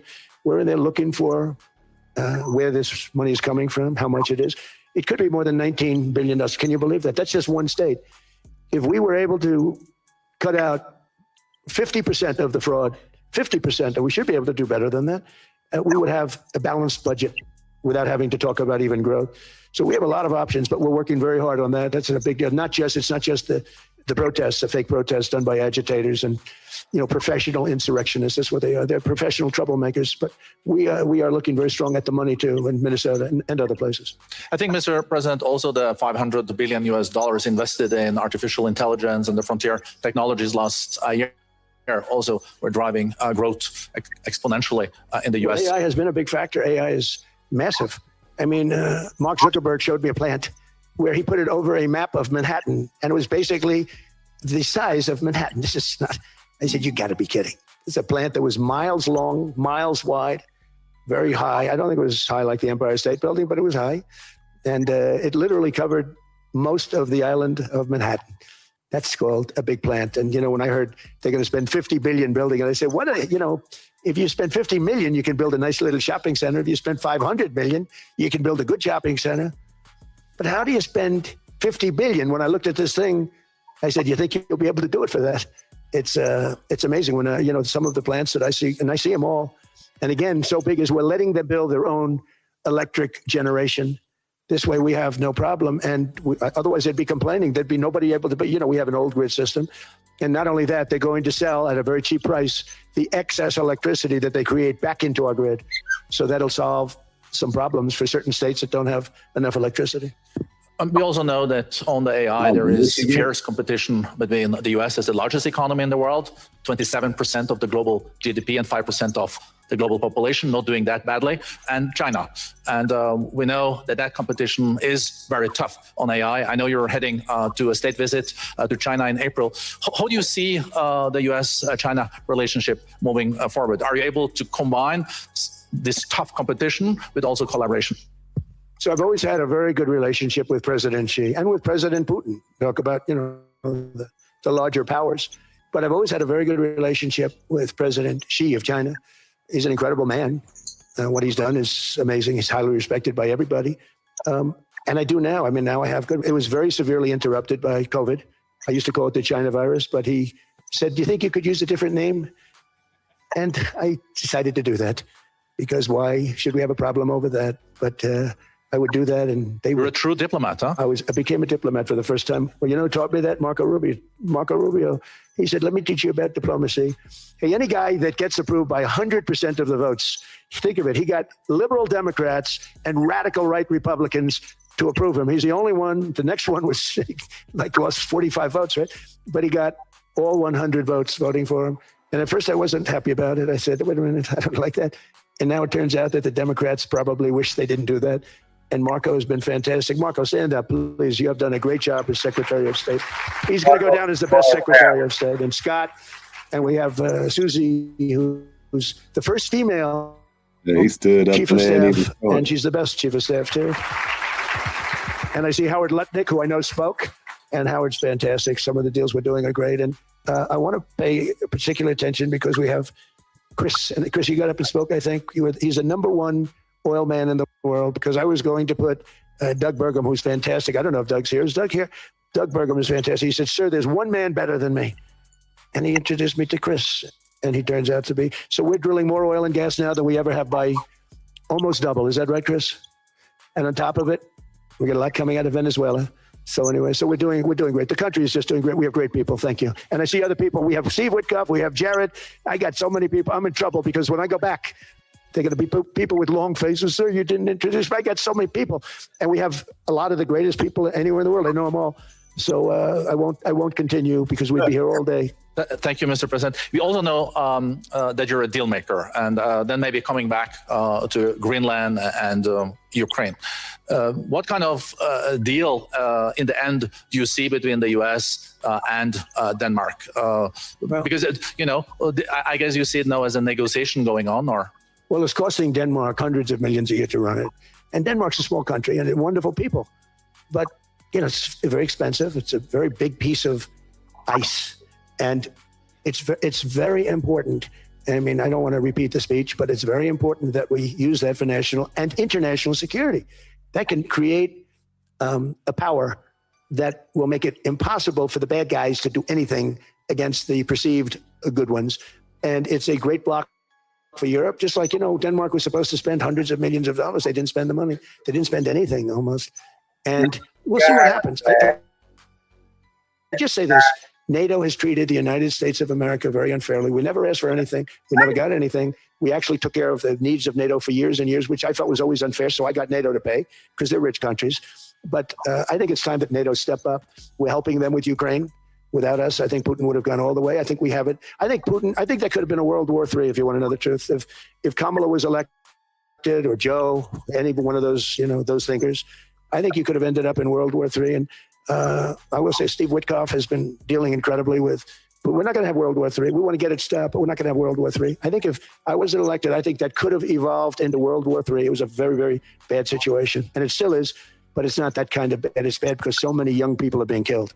How close do you think there is on an agreement on Ukraine? I had the pleasure of speaking with Steve Witkoff and Jared Kushner yesterday. I know they're working hard on it. I know that they're also traveling now. Do you see this very close or still? Well, I hate to say it. I thought that was going to be so. I settled 8 wars plus, and I thought that was going to be one of my easier ones. Not the easiest. Some I settled in a matter of hours because I'm good at that stuff. The United Nations should be doing this. I shouldn't be doing it, but it doesn't matter. It's got to get done. Saving a lot of lives. We're saving millions of lives. With Ukraine, Russia, there's tremendous hatred between President Zelensky and President Putin. That's not good. That's not good for settlements. We know from dealing this abnormal hatred. With that being said, I think Russia wants to make a deal. I think Ukraine wants to make a deal. And we're going to try getting a deal done. Steve, I think I can say that we're reasonably close. But what happens is oftentimes we'll have a deal with Russia. Russia's set, and President Zelensky will not do it. You saw that when he was in the Oval Office. I was not happy. And then we'll have President Zelensky wants to make a deal, and Putin doesn't want to make the deal. It's a very difficult balance, and it's. I like how you was talking that shit. I'm mad at you. I ain't mad at you at all. Nah, he told a lot of them countries how he feel to their face. You gotta respect that.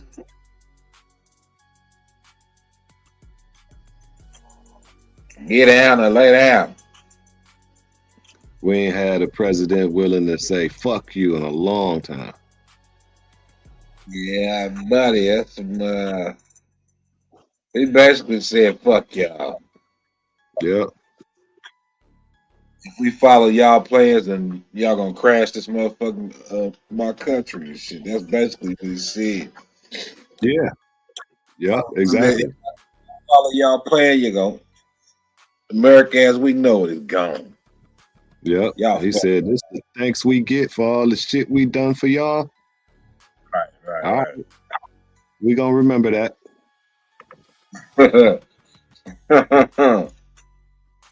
We gonna remember that. I didn't watch it all. I just caught little clips. I got more of a full context now. Mm-hmm. I peeped the shit. The last time he was there, he did a little bit, but this time he talked a whole lot of shit. He Oh did yeah. it. And So I almost start translating to nigga fat talk. I What do you didn't mean? detect too many lies neither.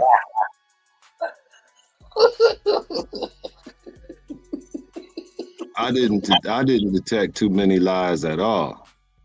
I ain't detect any. I mean, I heard him try to play a couple of buddy scenarios. It was kind of sketchy around a pandemic talk, but at the same time, I need to see some motherfuckers arrested. That's what I'm waiting on. That's what I'm waiting on. Arrested. Them motherfuckers it's political theater. Until then, that's what this shit is, political theater. Exactly. It sound good. But what are you really doing? Right. They might as well start with Billary. Purple ties. Why you run off the panel, Nanya?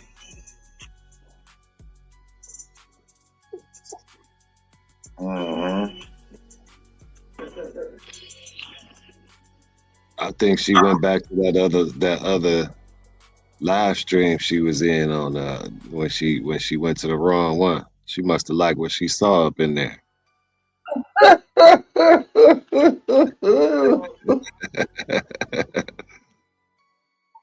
Somebody always lying.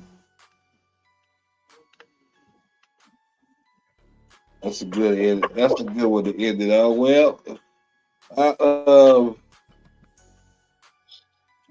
Well, excuse me. Say again that y'all can feel it however the fuck y'all want to feel about it. But FBA gonna tie your ass into some black identity extremist shit. Y'all be mindful on Mr. Paul Operation Birdsong. And remember, it's all the play for REX84. Yes, sir. You just gotta know how to read patterns, man. It's the patterns, man. Well, you can That was a remain. simple pattern to read right there. You know, out of all our people that been getting shot by the police unjustly, what they say, they've been say, well, why was he out there? If it was us, they would have said, why was he out there at a protest with a gun? It don't matter. When we get shot, well, he shouldn't have been committing a crime. But there wasn't no Black Panthers nowhere around. There definitely wasn't no Black Panthers for self-defense or whatever you call it. But now it started happening to them. Y'all gonna jump out there like some idiots? Go ahead, we're watching. We're not following y'all. Well, y'all not leading with good intentions. In fact, y'all not leading. Get the fuck out of here. I found a little interview with that cat, and he was talking about how it was like 3 places he named off. It was supposed to have female leaders of BPP chapter in Michigan. He said it was a female leader. In Pennsylvania, where he at, it's supposed to be a female leader, but he was saying he's the leader, which don't make no damn sense. And then it's supposed to be in Alabama, and there's no. So nigga full of shit. Exactly. With his supposed gang banging ass. Lansing, Michigan was a quiet place, but you want to start gang banging there? But now you're a Black Panther all of a sudden? Make that make sense. That was a quick sudden flip. Ain't nobody in Michigan ever heard of no gang banging in Lansing. But here you come. 512. What do you mean? Well, what do I think is the solution? The solution to what part of that exactly?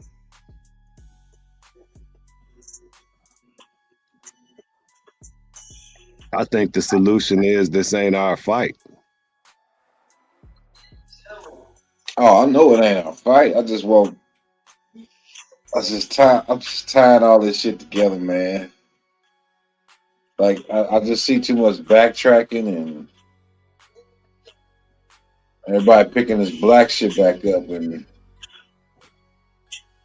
I see FBA being another COINTELPRO movement.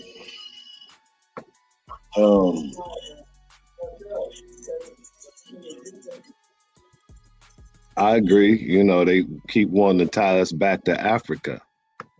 You know, and they running out of solutions. That's like a last ditch effort, but it ain't gonna work. It's making too much noise. It ain't gonna work because it's gonna be a growing number of people out here that say, I see the bullshit. Just like I'm over here saying, I see the bullshit. I see FBA for what it is. I'm sorry. I don't give a fuck how you feel about it.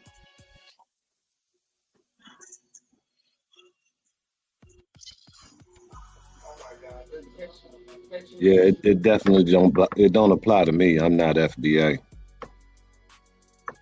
So many of us blindly follow behind some shit. And if you pushing that shit out, I gotta start looking at you like an agent. You feel me? I did my genealogy as far as I could do it, and I didn't find no Africans. None. Nada. I found some melanated Europeans, but again, I didn't find no Africans at all.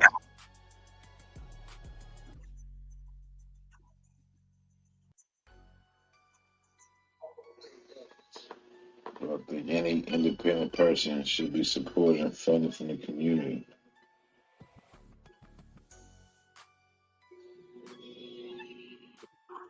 You talking about an independent candidate, or who? Who exactly you talking about? I don't know what community you talking about. I hope you don't say the black community. Mama. Those motherfuckers.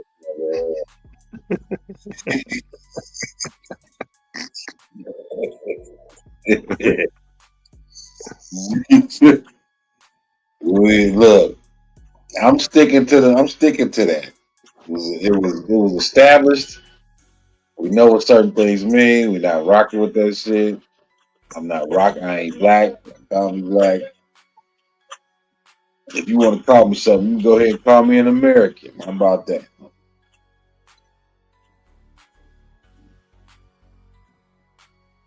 No, I wouldn't run for any political offices because it's just a game.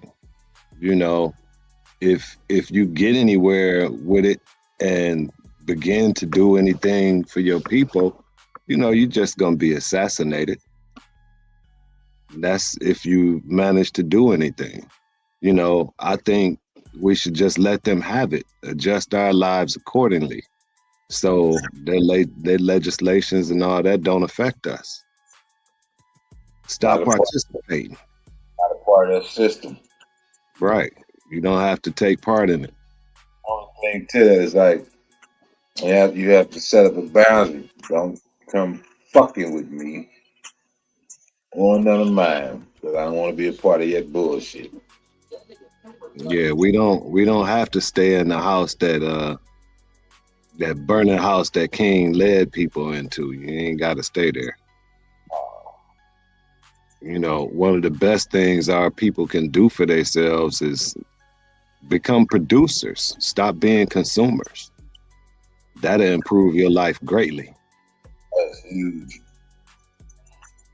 That is the number one. It'd be nice to get all the farms and shit back. Right. That's my mission. That's where it starts, because if you can't feed a nation, you won't have a nation. Right. Food, clothing, and shelter. No. What's the late brother used to say it all the time? The brother running around the community used to say it all the time. I forgot his name. That's terrible. He passed away. I think it was Sharif Ken Foster. Food, clothing, and shelter generates money. Yeah. You talking about land and real estate. That generates money all on its own.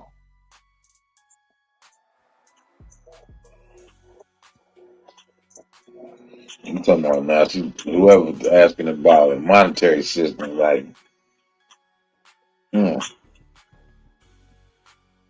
That's why they blew up Black Wall Street, because we had food, clothing, and shelter. We was producing goods, and we was out producing them. I mean, this is during that so-called Great Depression, right? Wasn't the Great Depression going on around that time? The Great Depression started closer toward the 1900s. Yeah, 1920s, 1900s, 1920s. Yep. Tulsa, Oklahoma in the 20s? Or am I tripping? It was somewhere around there. So, because they formed all that like in what, 57-ish, 1857, and it had a good run. So I believe it was early in the 1900s where they went and blew it up.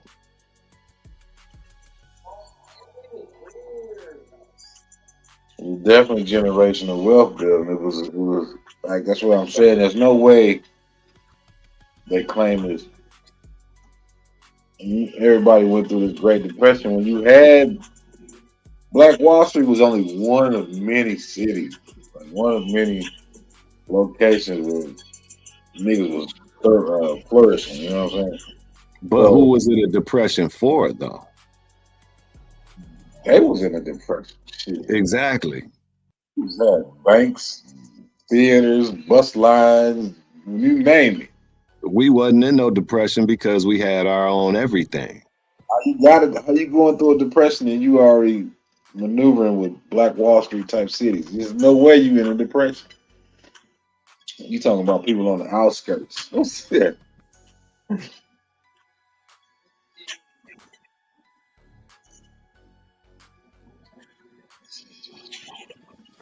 Well, I don't know how to change that. You know, I've been talking to people about farming and about different ways to acquire land without money.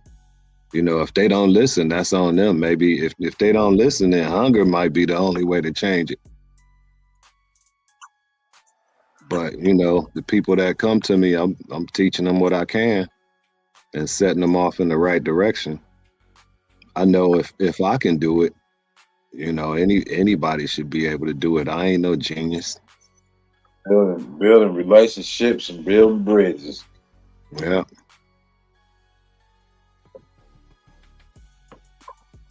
We do a lot of consuming.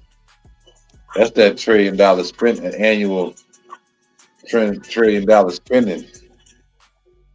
Yeah, that's really what keep them in business.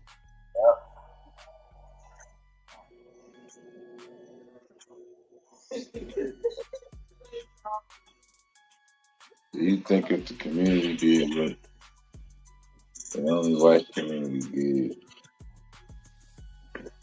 Huh?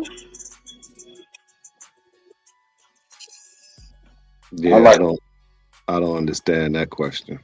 I don't understand either. I think the model's there. You got to get back to it. I wish I get my hands on creating a bank or And I would only separate from the system, so I'm only handing out loans and shit to Aboriginals. Y'all give a fuck how you feel about it. You can only bank here if you are an Aboriginal. This is right. For the people, by the people, for the people. You know what I'm talking about?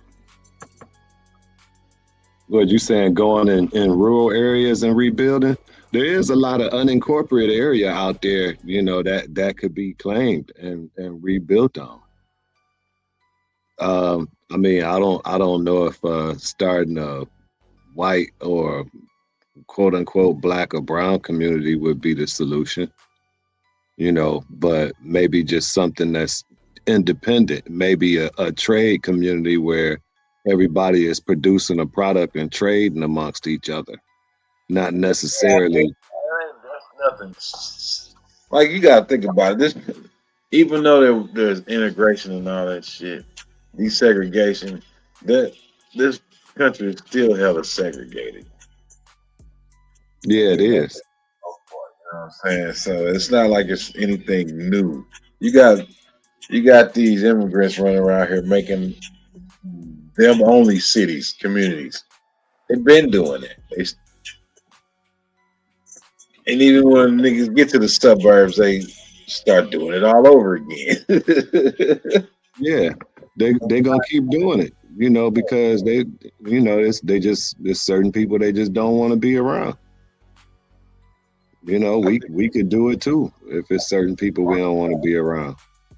In Missouri or Arkansas, these people doing that shit. I think it might be in Missouri. It's probably Missouri and Arkansas. White only town. It says that's fine by me. I don't care. They've been doing it though. I mean, you know, shit, it's not illegal. When you move to the suburbs, it's like white only communities. We still building black only communities now. But you know that ain't what I was saying about, you know, building. That ain't the type of community I was talking about. I was talking about something outside of the system where everybody is trying to be independent, where when the money comes in, there's really no reason for it to leave the community. That's what I'm talking about. It go through several hands. If it even go out, it go through several hands first. Yeah, you know, you can build a type of community where your money don't leave the community for 20 years. You know, imagine the wealth you have built.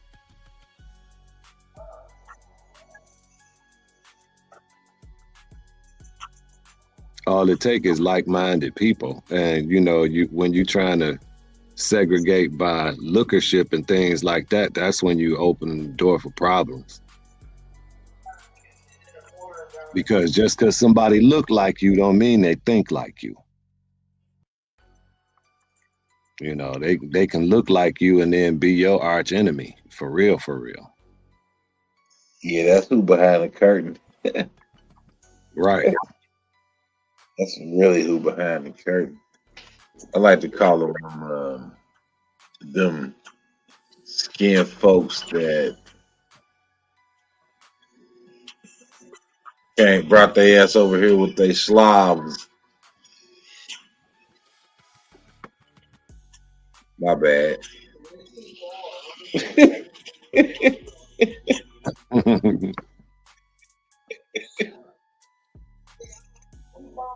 Who is this? Who's this? Just Jay? What's up? Who are you? Are you new to the hidden hand? Are you new to the channel? Who is that? Is that Nunya that made a new channel? Who is that? Hit the pedal before I shut this shit down. Ugh.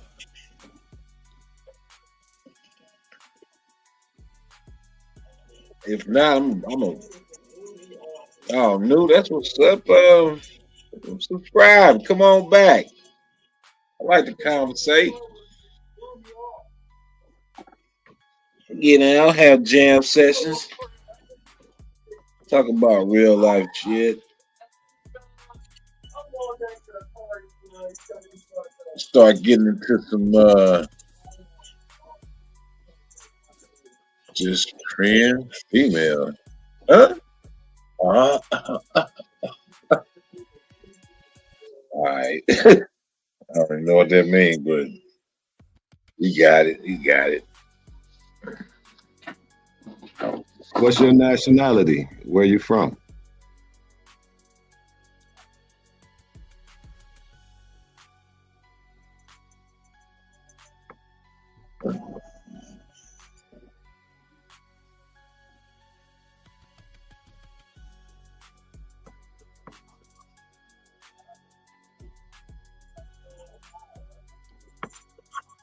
You could tell us. I ain't gonna call you no tether. We're not FBA. Well, I'm not.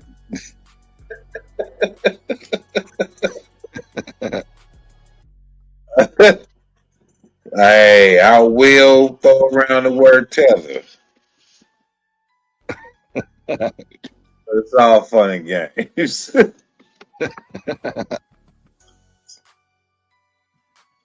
No. Where you from, Just Jay? Let me get a location. Nearest location. What state you in? What city you in? She's like, I'm out of here now. Y'all get weird. Yeah, I don't want to know your address or nothing. Just, you know, what location you in.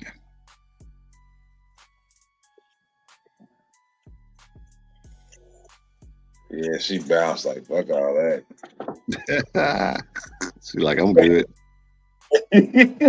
She got a little too much attention. Oh, wait a minute. That's somebody trolling. No, I don't think she trolling. I just think she just didn't want the she didn't want the attention. That might have scared her. You know, some cats might have asked her a little bit more than that if they found out that they was in the same place she was in. No, I don't even know. I ain't.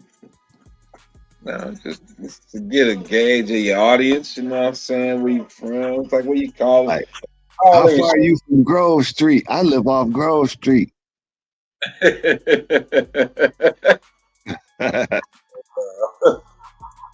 How far are you from Inglewood? Yeah, I ain't trying to get all in the business. I'm just curious to how she found the channel. Let's just slide on back through. Future live stream. She missed it. She gonna miss the jam session. That's probably Nunya. She ain't been in the chat and she ain't hit the panel. That's probably Nunya. It could be. Yeah, you gotta watch these women out here. They be slick.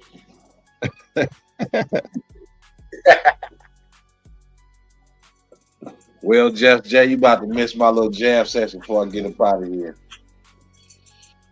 Right.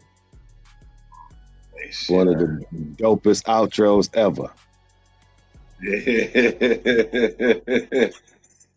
Let me find. Let me see what I'm gonna start with. I'll play about 3, 4 of them things. Something like that. And give me time to roll one up right quick. Yes, sir.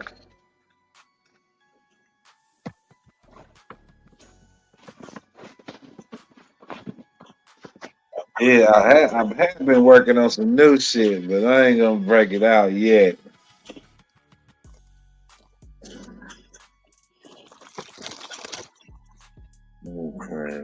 Shit. Man, if I wasn't so busy, that's what I would be doing. Man. Yeah, I ain't played this one in a while. Let me make sure shit is copacetic. I got a little bit of writing skills. I've been writing comedy lately, though. Oh, for real? Yeah, I write for a couple comedians out there behind the scenes. That's what's up. Off man Diego. This is sending me friend request. I gotta check on my boy Jay Beezy.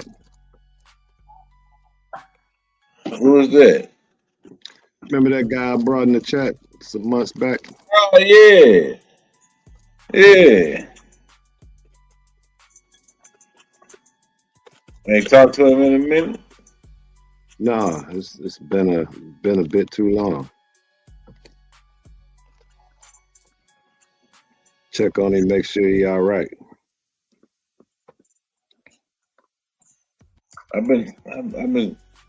I got a partner I ain't heard from in a while, man. I gotta figure out what's going on with him, man. Yeah, he out there on the West Coast by himself. Oh yeah, he got see what's up with him. Yeah. And I got lots of people out there. Not necessarily where he at, but they ain't too far away. Damn, what the Yeah, fuck was in Sacramento. What was I looking up? I picked up my phone for a reason that shit and left my mind that quick. I'll let you know that's how tired I am. Hold on. What was I getting ready to do? I was gonna play some music, but I was like, hold on, let me do this first real quick. Yeah, I'm tripping. That's that goddamn weed. You either had too much or not enough.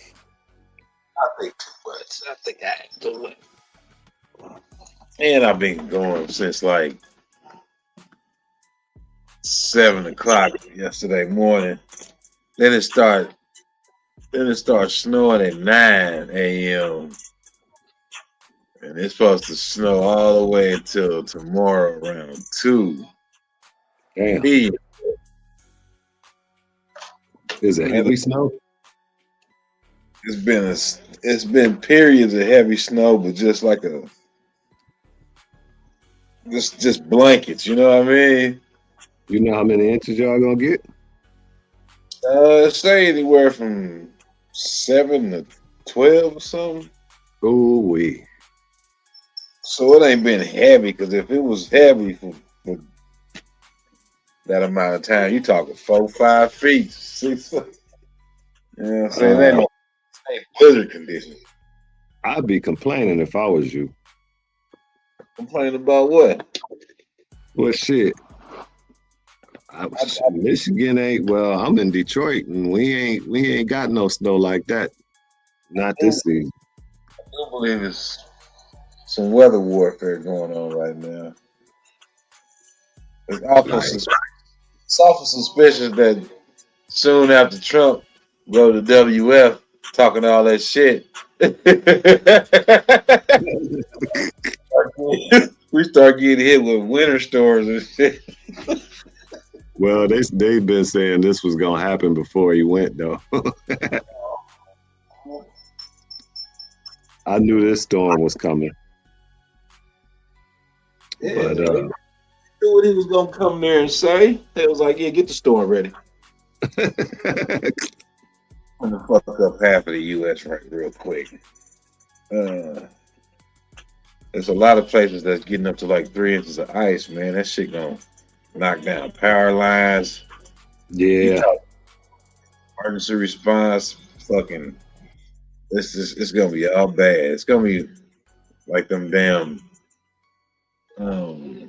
hurricane force fucking storms and shit hitting them places, man. I lived through it once. I lost a lot. They got hit with 3 inches of ice. We was out for just about 2 weeks. That sounds about right. That shit can last from a week to a month. Yeah, I was built for it though, so I was good. You back, Just Jay? Huh? You back? None. You say something. I mean, Just Jay.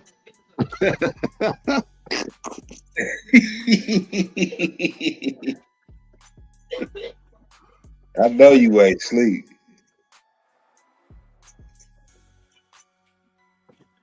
I'm finna text her like, "Hey, Just Jay, where you at?"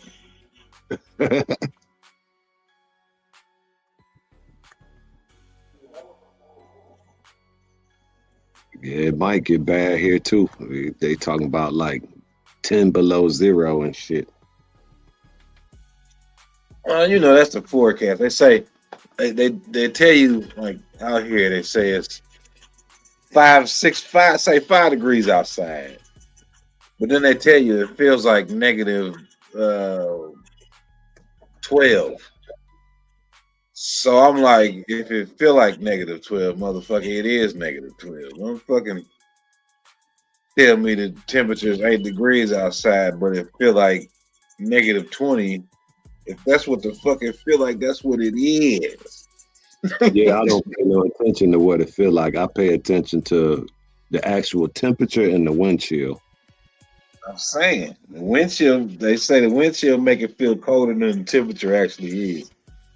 Right, but I don't know how cold it is based off how it feel to them. But I do know, when they say the wind chill. On here. Well, subscribe then if you lost us. You did subscribe. Oh, she we all right people around here. Search. And it's a good thing you came back because you was about to miss out on some real good outro music. Yeah. But I was in the middle of doing something. I done lost train of thought. I don't know what the hell I was getting ready to do. It was for something. I've been sitting there trying to remember, and I just can't. I can't. Damn. Oh, now you came back.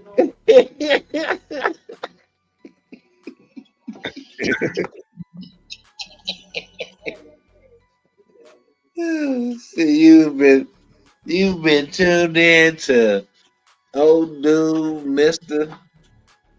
Tony Nagazilla.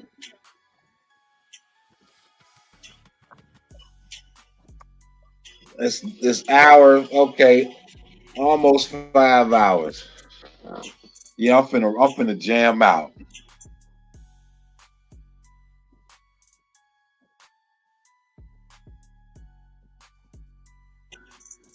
Let me turn this background music off. Yeah. I ain't played this in a while.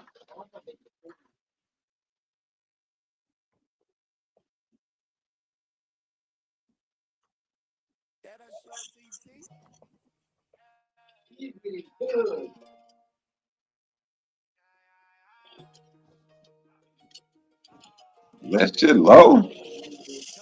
Tonight, yeah, you never know. I could book us a flight. I take you somewhere I know you will like. Coconut and palm trees, such a beautiful sight. See, I can give you that shit for the rest of your life. Just go to war for your boy, best be ready to fight. Fuck a hater, just evade them, keep them out of your sight. You need to choose up, baby, everything will be right. Yeah, baby, you been eyeing me for half of the night. Now I'm trying to take you home, but I'm packing for right now. Take this bottle on ice, be easy, baby, cool down. I'm not leaving here until they hit the lights and cut it. Oh shit. Let me pause that for a second. She said no. She in the UK, but got family in Texas. Allen. Who I support is very difficult for that. So now, yeah, there you go. You got it. Back to my slapper. But for now, I continue making my rounds. But you ain't know this real pimpin' going down. Before we out the parking lot, she sucking on me good. I'm ready to pull up and put that ass up on the hood. But a pimp like me, man, I don't play that shit. A bitch Lucky enough to get laced with the dick. You see these lame ass niggas breaking rules trying to flip. Like they can rewrite and replace a whole script. And in the long run, them niggas hoes getting knocked in. It's back to the bottom, never glimpsed at the top. In the meanwhile, pimpin', I'm posted in the tropics. Next to exotic hoes getting on. Shorty come fuck with a pimp tonight. Yeah, you never know, I could book us a flight. I take it somewhere I know you would like. Coconut and palm trees, such a beautiful sight. See, I can give you that shit for the rest of your life. Just go to war for your boy, best be ready to fight. Fuck a hater, just evade them, keep them out of your sight. You need to choose up, baby, everything will be right. Yeah, I'm fat, yeah, you dig? So my mission is knocking these niggas bitches, giving them what they missing. They wishing them niggas slip, fall out position. Blood pumping, pimp shit flowing all in my system. Have you bitch lost and found when I come around? Trip up, you out of bounds. When I come around, lose a hoe, gain a hoe, it's a rob and rebound. Running triple doubles, how my hoes gon' get down? Never change, take a trick out his mind state. I know you ready, gon' get that fatty. She go hard on the stroke while I go easy. Put a pause in your game if you tryna see me. Keep a down ass bitch for them clown ass tricks. On the hunt for the dick to show daddy what it is. To show daddy what it is. On the hunt for the dick to show daddy what it is. Shorty come fuck with a pimp tonight. Yeah. You never know, I could book us a flight. I'll take you somewhere that I know you would like. Coconut and palm trees, such a beautiful sight. See, I can give you that shit for the rest of your life. Just go to war for your boy, best be ready to fight. Fuck a hater, just evade them, keep them out of your sight. You need to choose up, baby, everything will be right. Yeah, back to the demonstration. She already knew what it was from a pimp's conversation. Why would I break for him and fuck up the rotation? Never go against the grain, at least that's my calculation. Damn, baby, you got that good honey. Now see how much of that honey you getting, turn the money. I'm doing it big like a real pimp should. Old school, bro, again, Fleetwood, smoking on some good. Put a bitch in the driver's seat. Bitch number 2, oh, she riding shotgun. And bitch number 3, that's my bottom next to me. I'm on a hunt for number 4, complete a perfect recipe. It's your chance to get away, what you say? So come on my way. So come on my way. Shawty come fuck with a pimp tonight. You never know, I can book us a flight. I'll take you somewhere that I know you would like. Coconut and palm trees, such a beautiful sight. See, I can give you that shit for the rest of your life. Just go to war for your boy, best be ready to fight. Fuck a hater, just evade them, keep them out of your sight. You need to choose up, baby, everything will be right. Yeah. Been pimpin', since pimpin', been pimpin'. Fat boy fresh, fat for life. We poppin' collars over here. Yeah, yeah, yeah.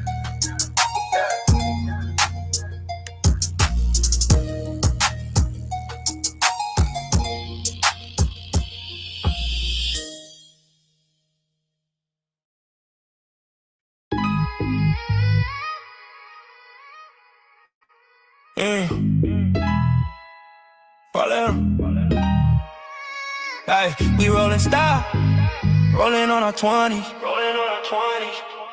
We keep it live, freaking all the honeys. Yeah. Make that money, make the money, you'll make that cash flow. Make that money, make the money, you'll make that cash flow. Oh, oh. This is how we roll. Night and day we ride like away. Hey, hey, hey, how we got away. This is how we roll. Night and day we glide like away. Hey, hey, hey, how we I think I'm about to glide away. Time for me to waste the day. But I'm not finna tell you too many times. Back up on me when I'm on the grind. Gotta get mine, I keep a dime. Stack of some lime and some fresh wine. On GP, it be EP. Breezy certified faculty. At the Fag Haven, it's going down, down. I mean really player, it's going down, down, down, down, down. Now what's next on the Vino? Check the menu. Most of these ladies I done been through. There's a few and they wearing that lingerie. Whoa, make me wanna fly away. big pimpin', I'm willing for the drilling and killing, touching all these different women, increasing my stinks rate. It's just a phase, time for me to turn the page. Hot damn, girl, you done made me lose control. Like a wild animal, you say the way you feeling inside, where the smoke, there's fire, blazing inferno. She was running for a call. This is how we roll. Night and day, we lie away. How we got it, this is how we roll. Night and day, we lie away. She rides so nasty, it's so dirty. Watch these chips hit third, watch your chick get worse. Surprise me when she serve me, mommy do a thizzle. Now I know it's official, top notch bristles on the dizzle. Gotta keep the paws out your game, keep the flaws out your game. When it come to copping draws in the game, when situations get sticky, keep your composure. Night and day, blowing a doja. Glide away, roll with a soldier. Call them crazy, on them paper maneuvers. Keep shining, keep riding. One slip, one trip, and we'll do it. Keep it real with us. You can ride, you can slide with us. Let's do or die with us. With us. This is how we roll. Night and day, baby, glide away. How we glide, this how we roll. Night and day, we glide away. How we glide it.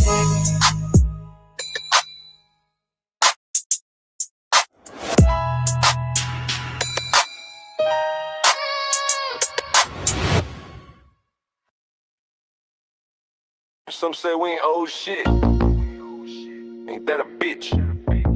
I challenge you to prove us wrong. My ancestors' bones are buried deep in American dirt. The deeper you dig, the longer the timeline gets. I'll continue to speak through song, but I will not forget to speak through action. I'm not a believer, for I choose to know. I know where I stand, I know where I'm from, and I know where I'm headed. Because when you find yourself, you find God. Remember that. Reparations, it'll never be in the mail. Restitution, just another tall tale. Restoration of a kingdom, rebuild the throne. Redemption's the seed we've been sowing on our own. Reparations, it'll never be in the mail. Restitution, just another tall tale. Restoration of a kingdom, rebuild the throne. Redemption's the seed we've been sowing on our own. Whistles blow, steel mill moan. Blood in the cotton, ghosts of the past still lurk. Not forgotten, chains on the mind plus chains on the wallet. 40 acres, you mean the nation, they just started. Roots run deep where the magnolia lean. Dirt rich soil, but the soul ain't clean. Every lie denies the birthright of the bloodline. Payback overdue, you running out of time. It'll never be in the mail. Restitution, just another tall tale. Restoration of a kingdom, rebuild the throne. Redemption's the seed we've been sowing on our own. Reparations, it'll never be in the mail. Restitution's just another tall tale. Restoration of a kingdom, rebuild the throne. Redemption's the seed we've been sowing on our own. Yeah. Grandmother prayed by the riverside weeping. Sins of their forefathers in the ground still creeping. Fried chicken grease on the stove still popping. Dreams fried crispy, hard truths ain't stopping. Jim Crow shadows still cast long low. Swamp water whisper secrets only we know.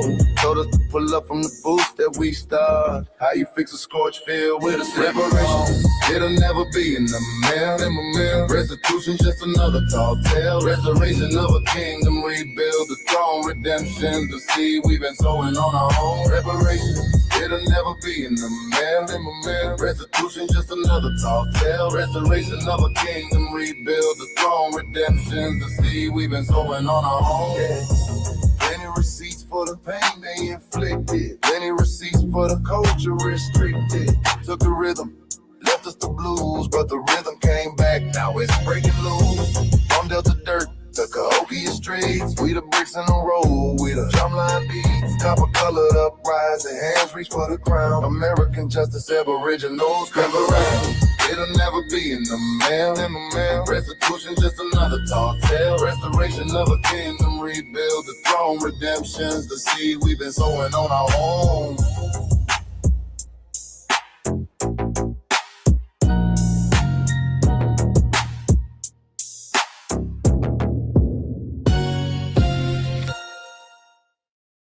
Some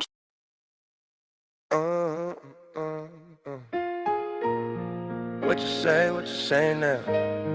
What you say now? What you say now? What you say now? So many things can go wrong.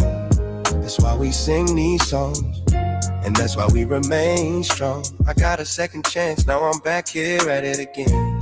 So many things can go wrong. That's why we sing these songs, and that's why we remain strong. I got a second chance, now I'm back here at it again. What would you do in a situation you've been incarcerated and waiting to leave probation, knowing temptation's a bitch? Satan exists. You may hate this, but that's the way it is, and that's the way we live. Now welcome to my lifestyle of the poor and nameless, where poor people depend on Democrats for changes. Pissed off, working for minimum wage sucks. I'm about to go bankrupt, I gotta get my bank up. You see it's tax season for no reason. Go overdraft your account so they can't cheat you. Don't come asking for weed unless you got 5 on it, cause I want it every last dime, and you owe me, owe me, owe me. So many things can go wrong, yeah. That's why we sing songs, and that's why we remain strong. I got a second chance, now I'm back here at it again. So many things can go wrong. That's why we sing these songs, and that's why we remain strong. I got a second chance, now I'm back here at it again. I'm at it again. I'm at it again. I got one more chance. Yeah. Now I'm back here at it again. Regardless of the strain, I gotta maintain. Attack the rap game and try to make a change. But in the transition, the lesson ended up missing. Maybe the Doty in the blunts that I'm constantly twisting. I gotta take this time out so I can reflect back over my life and try to see what's coming next. It seems this world is so lost, this world is so cold. Everywhere you go, the devil's got a stronghold. Stronghold. Stay focused on your goals, can't let it get to you. You gotta remember the bullshit you've been through. It's all a part of you. What's better than the truth? Whatever you do, watch the evil that man do. The ups and downs, the smiles and frowns, the rights and wrong, and all the broken homes, the dead and gone. Did they make it home? Never forgot, but life goes on, you dig. So many things can go wrong. That's why we sing these songs, and that's why we remain strong. I got a second chance, now I'm back here at it again. So many things can go wrong. That's why we sing these songs, and that's why we remain strong. I got a second chance, now I'm back here at it again. I'm at it again. Yeah, I'm at it again. I got one more chance. Now I'm back here at it again. Oh, dude. That's Mr. Let's go on a track.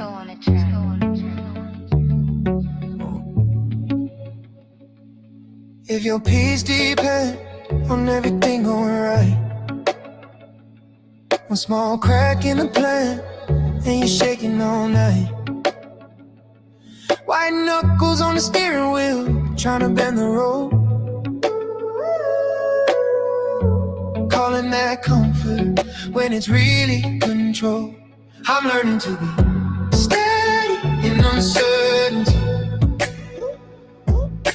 Heart still humming while the storm rolls over me. If it bends, let it bend, let the old scripts go. That's not peace, that's control. This here trembling, this here opening, that's real growth. I used to chase answers, like they say my skin. Needed every door label before I walked in. Now I breathe in the question, let them echo and flow. I don't need every outcome to trust where I'm gonna go. I learned to stay in uncertainty. Heart still humming while the storm rolls over me. If it bends, let it bend, let the old scripts go. That's not peace, that's control. This here trembling, this here opening, that's real. Hands open, I clench low, vocal grip. Lose grip on what I think I know. I break a little, wake a little. Every time I let it flow. Call it fragile, call it brave. Either way, I won't let go of this shaky, sacred space where the fear turns into growth. I'm learning to stay in uncertainty. Heart still humming while the storm rolls over. If it bends, let it bend, let the old scripts go. That's not peace, that's control. This here trembling, this here opening, that's real growth.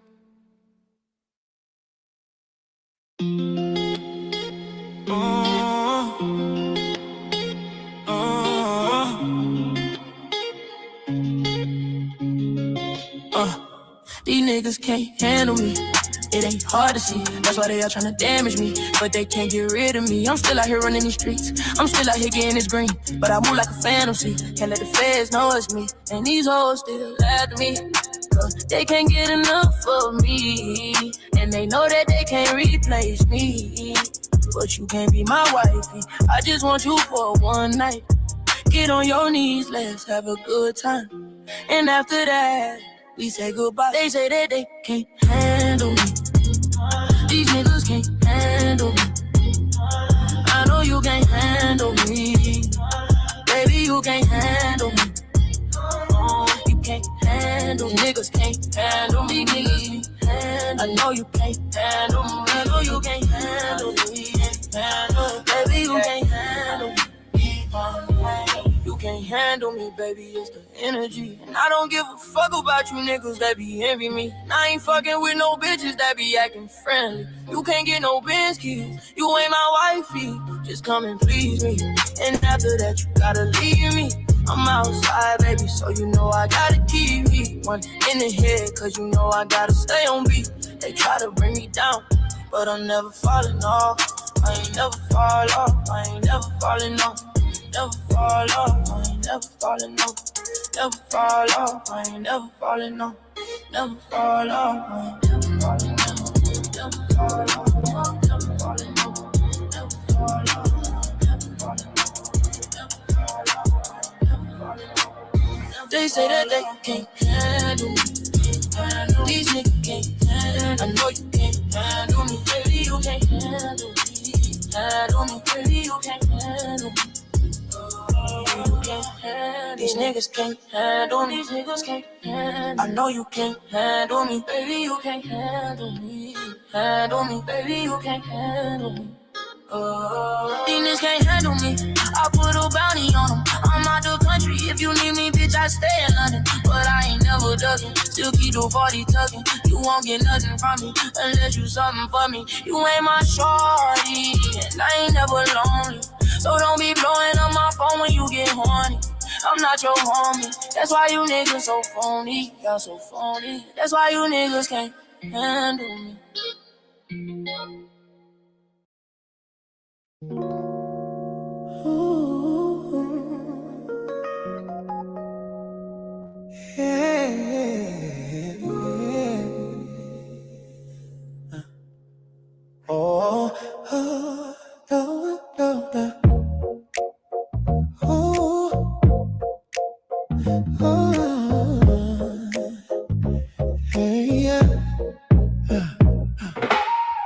Moonlight dripping on the floor.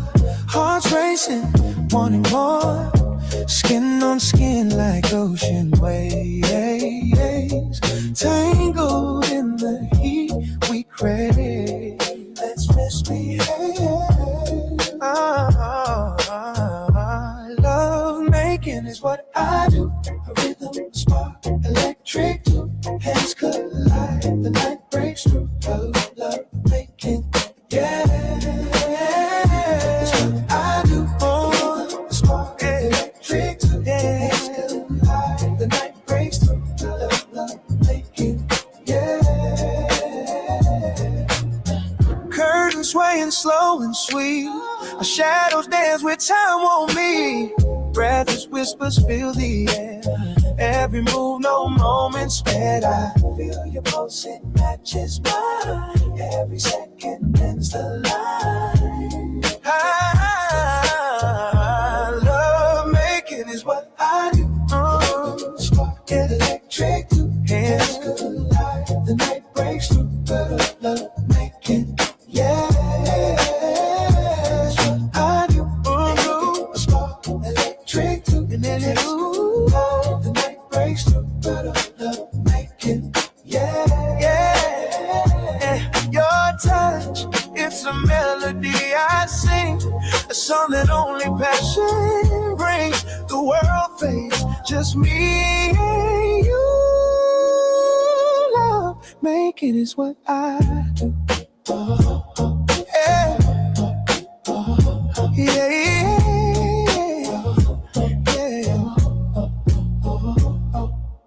Your eyes burn like a velvet flame. A quiet storm whispering my name. Fingers tracing slow as time. Your breath is music, soft, divine.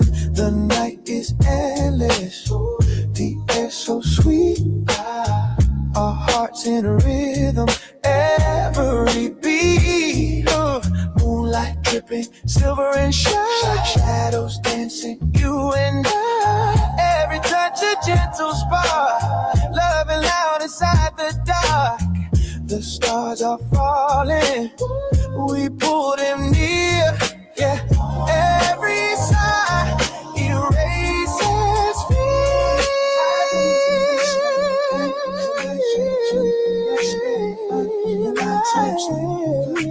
Making, yeah. Whoa, I do, yeah. Whoa, I do, yeah.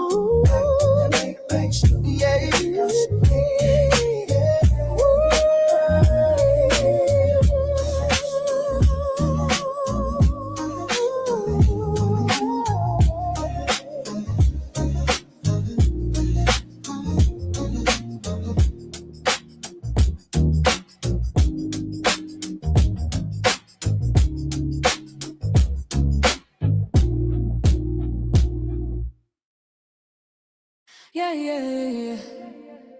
Yeah, yeah, yeah, yeah, yeah, yeah. Yeah, yeah, yeah. You move like a whisper in the rain. Soft and slow.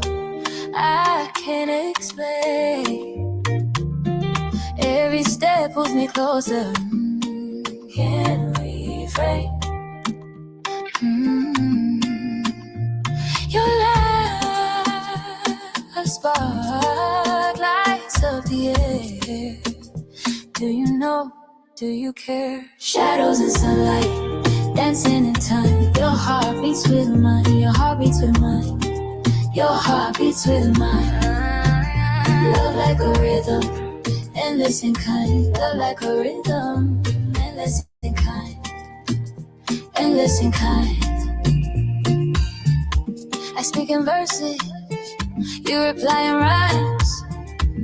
We turn seconds into lifetimes. Your eyes, they hold secrets of other skies.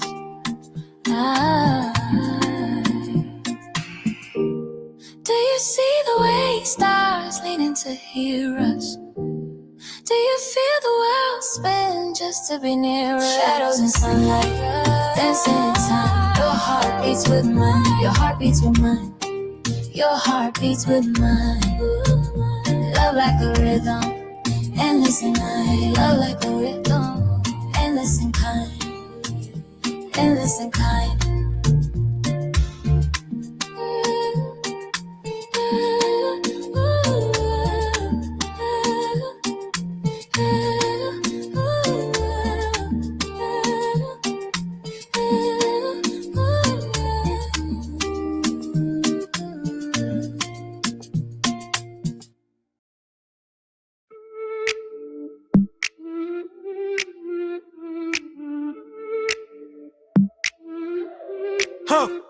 She got a glow, moonlight dripping on the skin.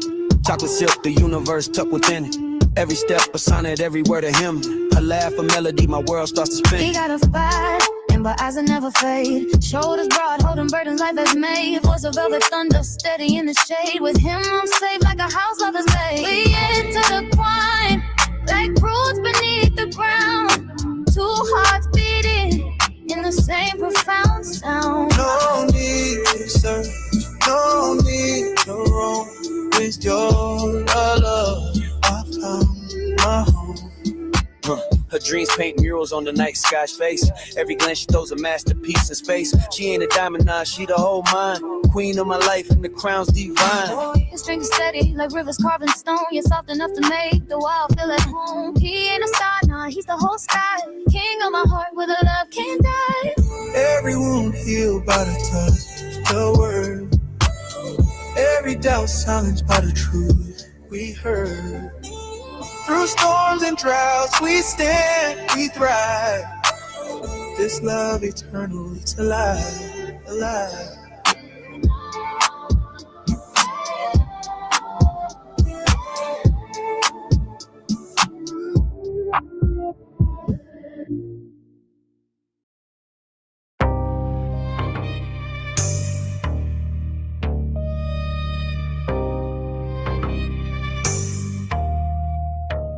Rise from the ruins, the soul still sing. Trauma of the past, don't bind these wings. Fire and shadow, truth the sin. From reckoning's ashes, the soul defend. Fire shit. We on cuz history and paid the heaviest pyramid stone. Promises ghosted, exposed, marrow, broken bone and dry. Making the contract a phantom, voices from the wall. Echo, whisper, silence, holds the anthem. Broken legend, peep the lecture, who signs for the scars. Generations built kingdoms on land and sea. Now they got us out of space, reaching for stars. Rise from the ruins, the soul still sing. Trauma of the past, don't bind these wings. The fire and shadow, the truth the sin. From reckoning's ashes, the soul defend. Balance tip, the scales lean. You dirty crook, justice not found, pockets deep. Overlooked while you shook, paved streets of gold, but who paid the toll? Riches in their coffers, but they borrowed the soul. Restitution, a word heavy with weight. Who writes a check when history's late? It's only fate, mark the date. Game over. Game over. Rise from the ruins, soul still sing. Trauma of the past, don't bind these wings. The fire and shadow, the truth the same. From reckoning's ashes, the soul defend. Rebuilt from the wreckage, brick by brick. Hands that heal, no more Houdini tricks. Restoration of soil, screens for seeds. No greed, a garden blooming with truth, not just pulling the weeds. Blueprints drawn in blood, sweating and tears. Keep your stride, fix the foundation and step inside. Bitch, we arrive. Rise from the ruins, soul still sing. Trauma of the past, don't bind these wings. The fire and shadow, the truth the sing. From reckoning's ashes, the soul defend.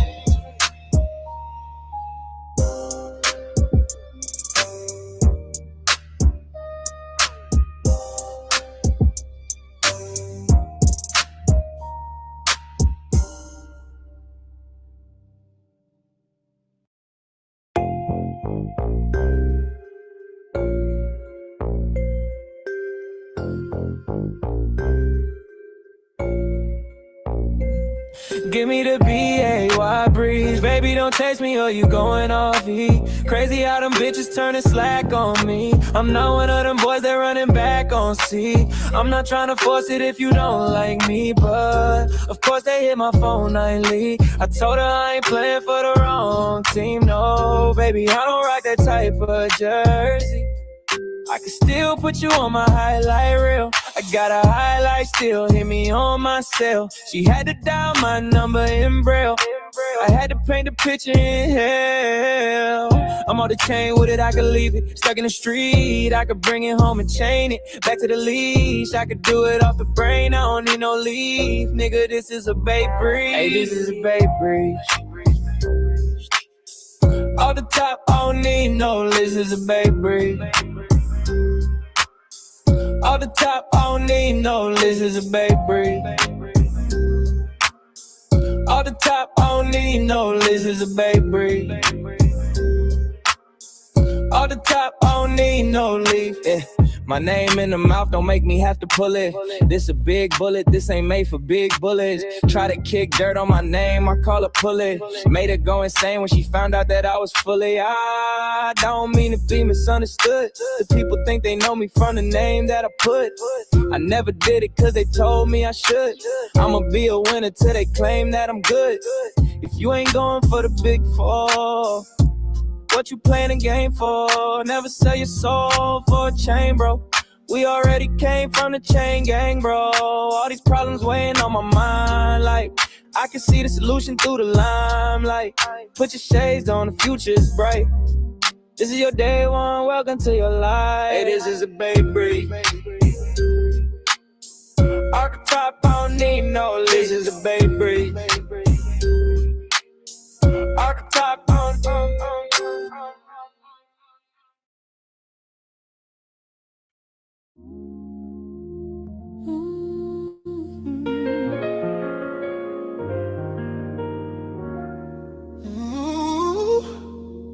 There are at least two sides to every story, yours and mine, ours and theirs isn't hers.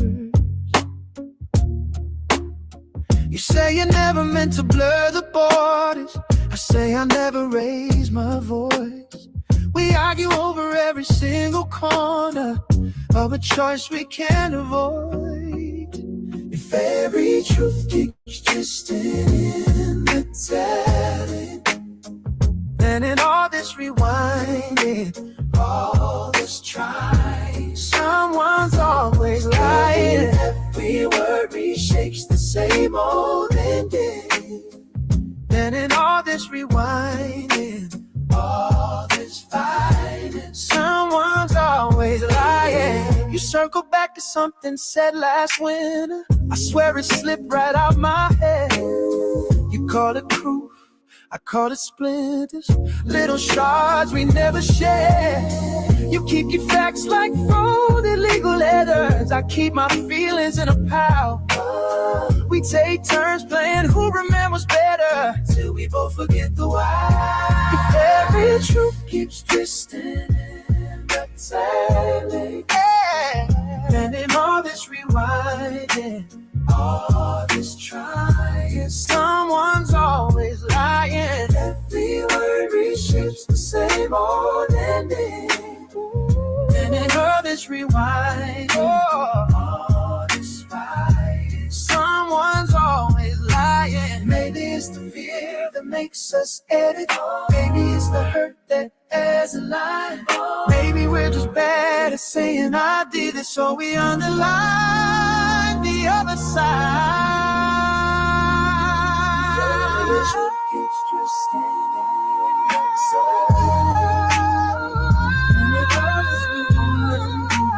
all this trying, someone's always lying. Every word reshapes the same old ending. And in all this rewind, all this silence feels like trauma line.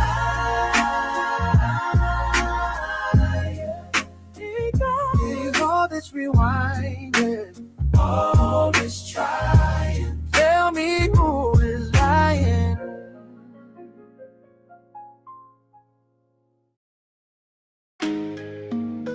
Get down or lay down. Hey, get down or lay down. Hey, get down or lay down. Hey, get down or lay down. Hey, get down or lay down. Hey, get down or lay down. Hey, get down or lay down.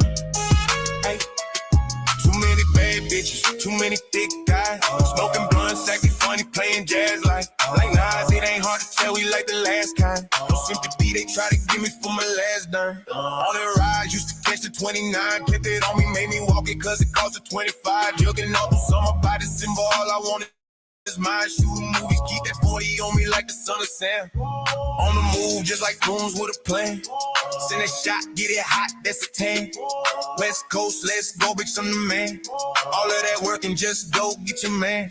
Ay, like Pac and Dre, get a pound, they on the way. Make them bitches pay to play, make them bitches pay to stay. Ay, we put that pressure on me. Get in the paint, let's go like all you really think they own it. And if they ease, then go ahead, tell them get they homie. We in the trap, you smell the stank when you get up on me. And if you ask me about that cash, you know we get it, don't we? Get down or lay down. Ay, get down or lay down. Ay, get down or lay down. Ay, get down or lay down.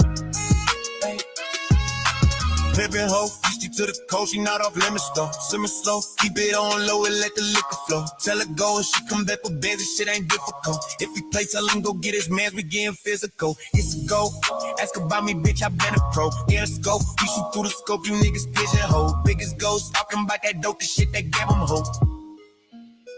Get down or lay down.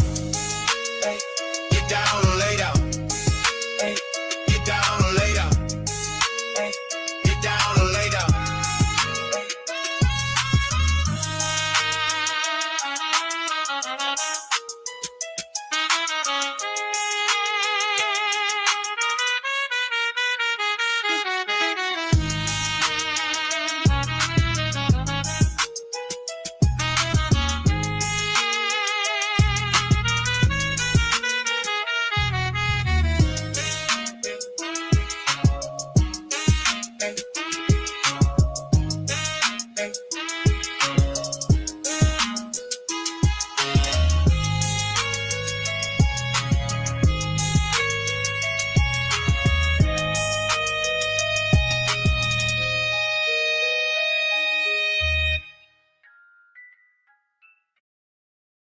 Look.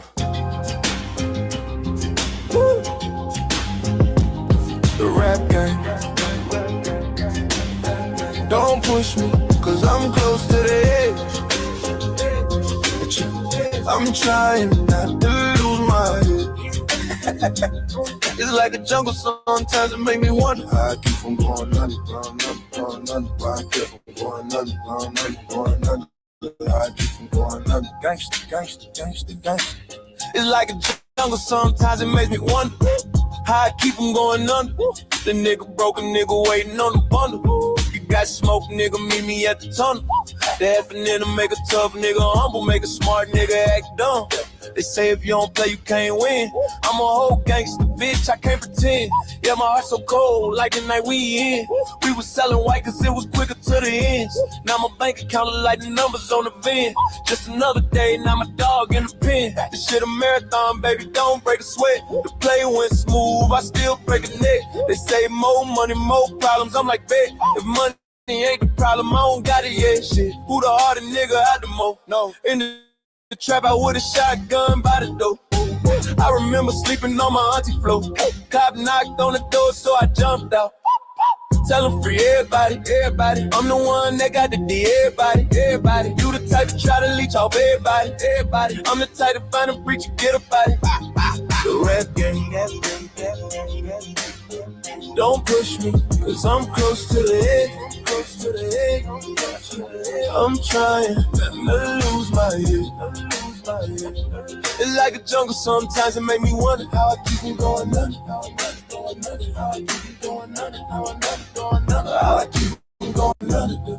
It's like a jungle, sometimes it make me wonder how I keep from going under. Pussy nigga know I keep thunder. Nigga want beef, it's a feast in the summer. Everybody want me on the song, cause I do it. Every bitch I meet in my life say I'm foolish. I told her I'm a filthy rich nigga, I can prove it. We was robbing banks, I was on some Frank Lucas. My partner switched on me, I thought it was a real one. Had to step back like I was a Mavs, had to get one. Me and money stay connected like a stick. You don't know what happened, I ain't telling you shit. That's a op, that's a fan. I don't know. Is that a Glock? Is that a Zan? I don't know. Is that a knot? That's a band. I don't know. Is that a thought? Is that your man? I don't know. Shit, I'm getting to the motherfucking bed. I ain't got time to fuck with the feds. Don't play with me. Fuck it out with his. I'm so motherfucking close to the head. Rap gang. Don't push me, cause I'm close to the head. I'm trying not to lose my head. It like a jungle, sometimes it make me wonder how I keep from going under. How I keep from going under. How I keep from going under. How I keep from going under. How I keep from going under.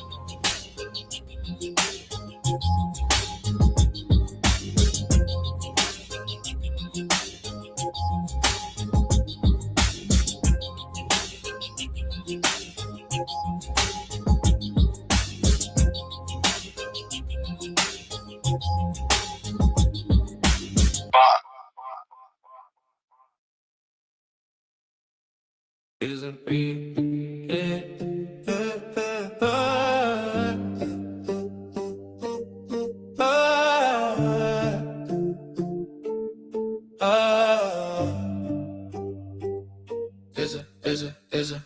it? Is my evil twin, but who's me and who's him? The way that we lose, they confuse again. Lounge in the crib and rolling them thick. Hella smoke coming through the vents. Baby girl, no, we ain't new to this. We true to this shit. Baby, you know we legit. Is my evil twin, but who's me and who's him? The way that we lose, they confuse again. Lounge in the crib, rolling them thick. Hella smoke coming through the vents. Baby girl, no, we ain't new to this. We true to this shit. Baby, you know we legit. It's my evil twin, at it again. My evil twin, at it again. My evil twin, at it again, at it again. It's my evil twin, at it again. My evil twin, at it again. My evil twin, at it again. Yeah, we in the mood right now. How did we get in here? That's none of your business there. I can smell you whipping in the kitchen here. I'm going dumb in your panties. The plan was simple, now you get it clear. Now we just causing the anarchy, and we were up in your party room. Just like we doing what we do. Was about to get away scot-free, but that one friend of yours was way too nosy. And I don't think you even know what she said. Cause social media playing in her head. Yeah, now the cat's out of bag, but don't tell him what I told you. Don't make me come back. It's my evil twin, at it again. My evil twin, at it again. My evil twin, at it again.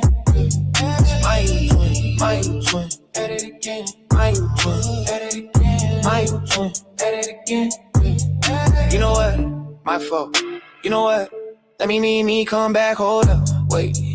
And we got a rope, we gon' tie it. Hold up, you didn't even try it. Like we got it all on the video. You gotta go, ho, you just a liability. That's just the way that it's gotta be. And we got your hoe all about me. And you know they not about to bother me. Yeah, I'ma protect my heart like an artery. No, I ain't playing woman, I been had it. That hoe just a loser, that bitch tragic. They say they know how it go, but they don't. They got it backwards like a bitch's jacket, just like evil twin.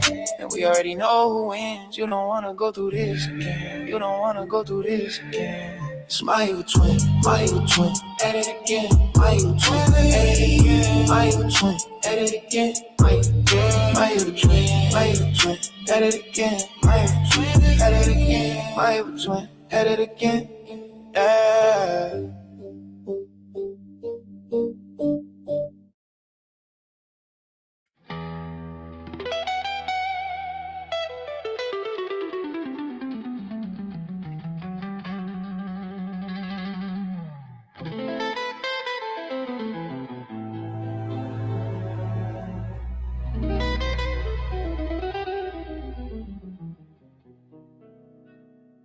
Mirror, mirror on the wall, will I take another fall? For the life of me, I don't know how to turn it off. Good guy, bad guy, saint and the sinner go off. Come back with a boss.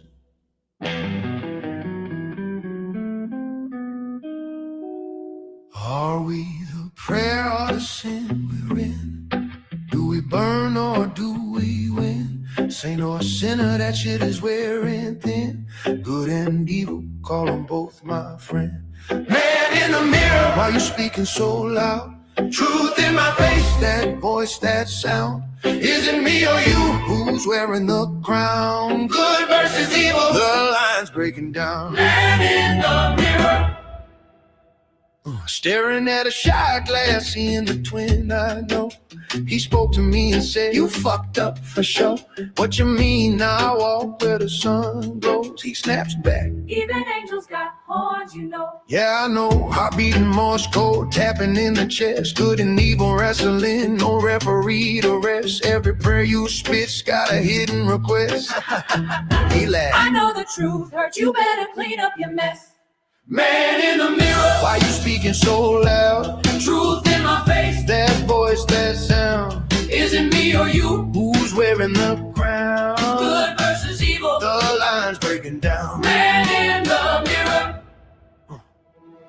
Voice in my head plays chess in the dark. Every move righteous to tear the world apart. I scream back, I'm the nigga, I'm a certified shark. This motherfucker laughing, ha, ha, ha. Your life's a work of art. I'm just chasing the bread. Every dollar we touch got a splash of red. Look at the world, we can see the walking dead. Boys, and let's get out of my head. Is it heaven calling or a devil's whisper? One side a preacher, the other a trickster. I dodge the question, but the mirror grows thinner. They one and the same. The saint and the sinner. Man in the mirror, why you speaking so loud? Truth in my face, that voice, that sound. Is it me or you who's wearing the crown? This is evil, the line's breaking down. Man in the mirror. Angel wings or a devil's grin? Do we lose or do we win? Saint or sinner, where do we begin? Every beginning has an end. Halos crack, the horns that gleam. Is this life or just a dream? That's me, a silent scream. Wake up me from a violent dream. Coldest ever seen. Are we the prayer or the sin we're in? Do we burn or do we win? Saint or sinner, that shit is wearing thin. Good and evil, call them both my friend. Light breaks, lights out, see and soul. Did you see it? Shadows grow. I think I peeped it. Am I rising or am I falling? Truth and all them lies, I hear them calling. I don't know about you. I'ma keep on bailing. The devil act up and storm him. Giving up is not an option, yeah. Are we the prayer or the sin we're in? Do we burn or do we win? Saint or sinner, that shit is wearing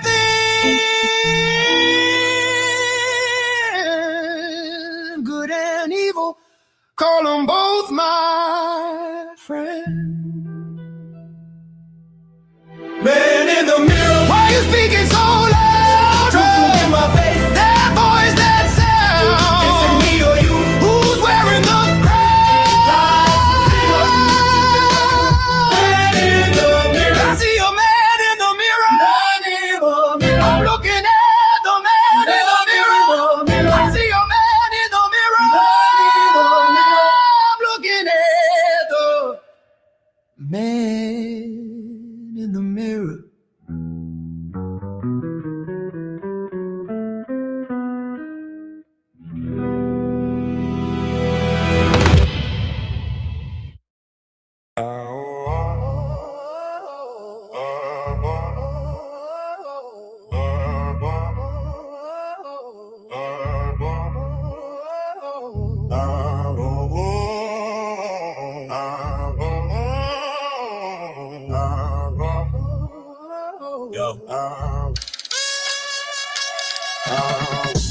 ties maneuver through the Senate hole.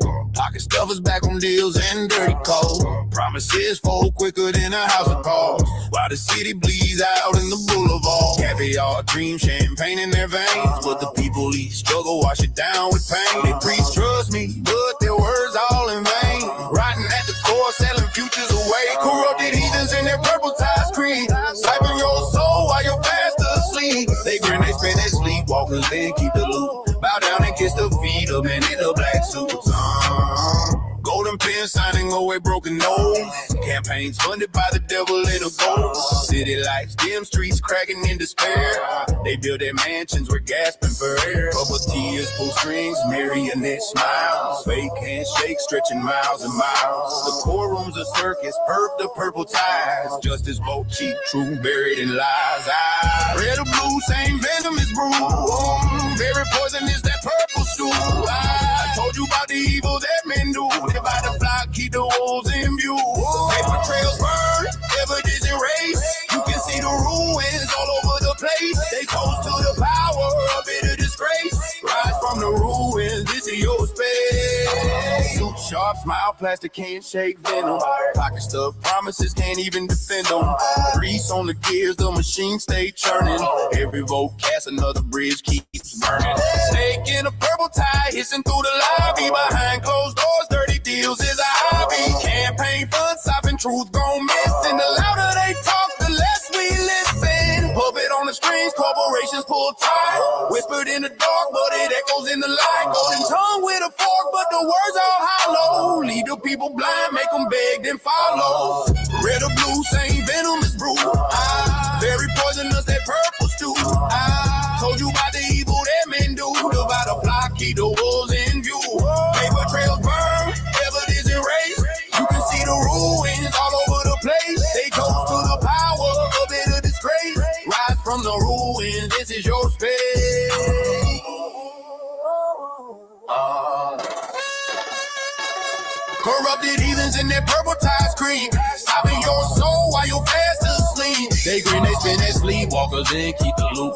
Bow down and kiss the feet of men in the black suits.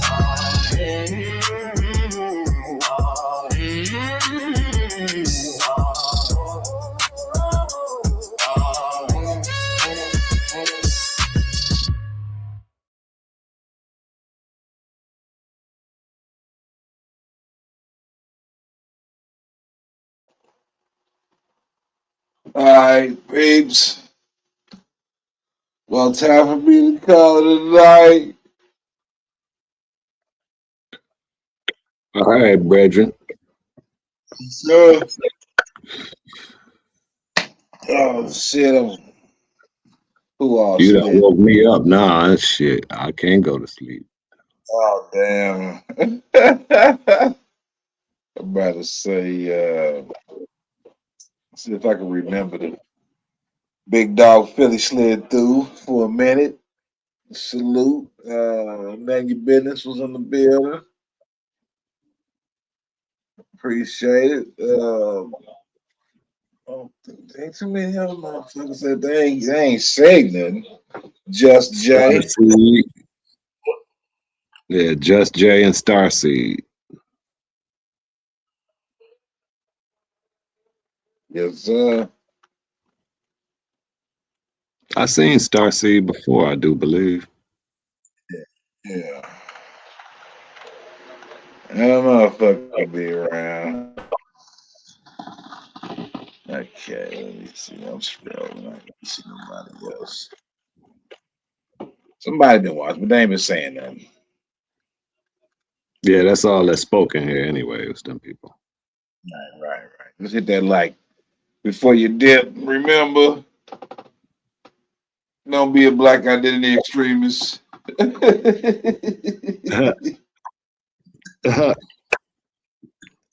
Stay away from the birds that sing songs. Okay. And be mindful, Rex. Rex is always lurking around this motherfucker. Right. Stand down. It's not our cause. Stand the fuck down. He said this shit ain't speeding down the highway. I got a couple of those. I'll be in the car, right? I'll be in the whip tripping. I bet. Oh, my damn foot would get a little heavy. I said, oh, hold on, man. Chill out. Uh-huh. And that exhaust. It's real easy to do. Yeah, buddy. Especially if you got something that'll do it.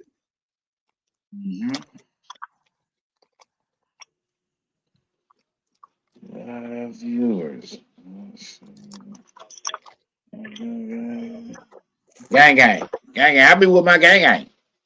Anything will be on my gang gang.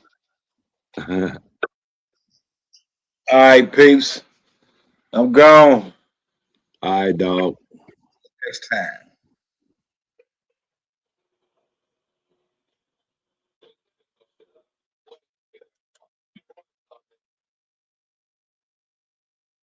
I'm out.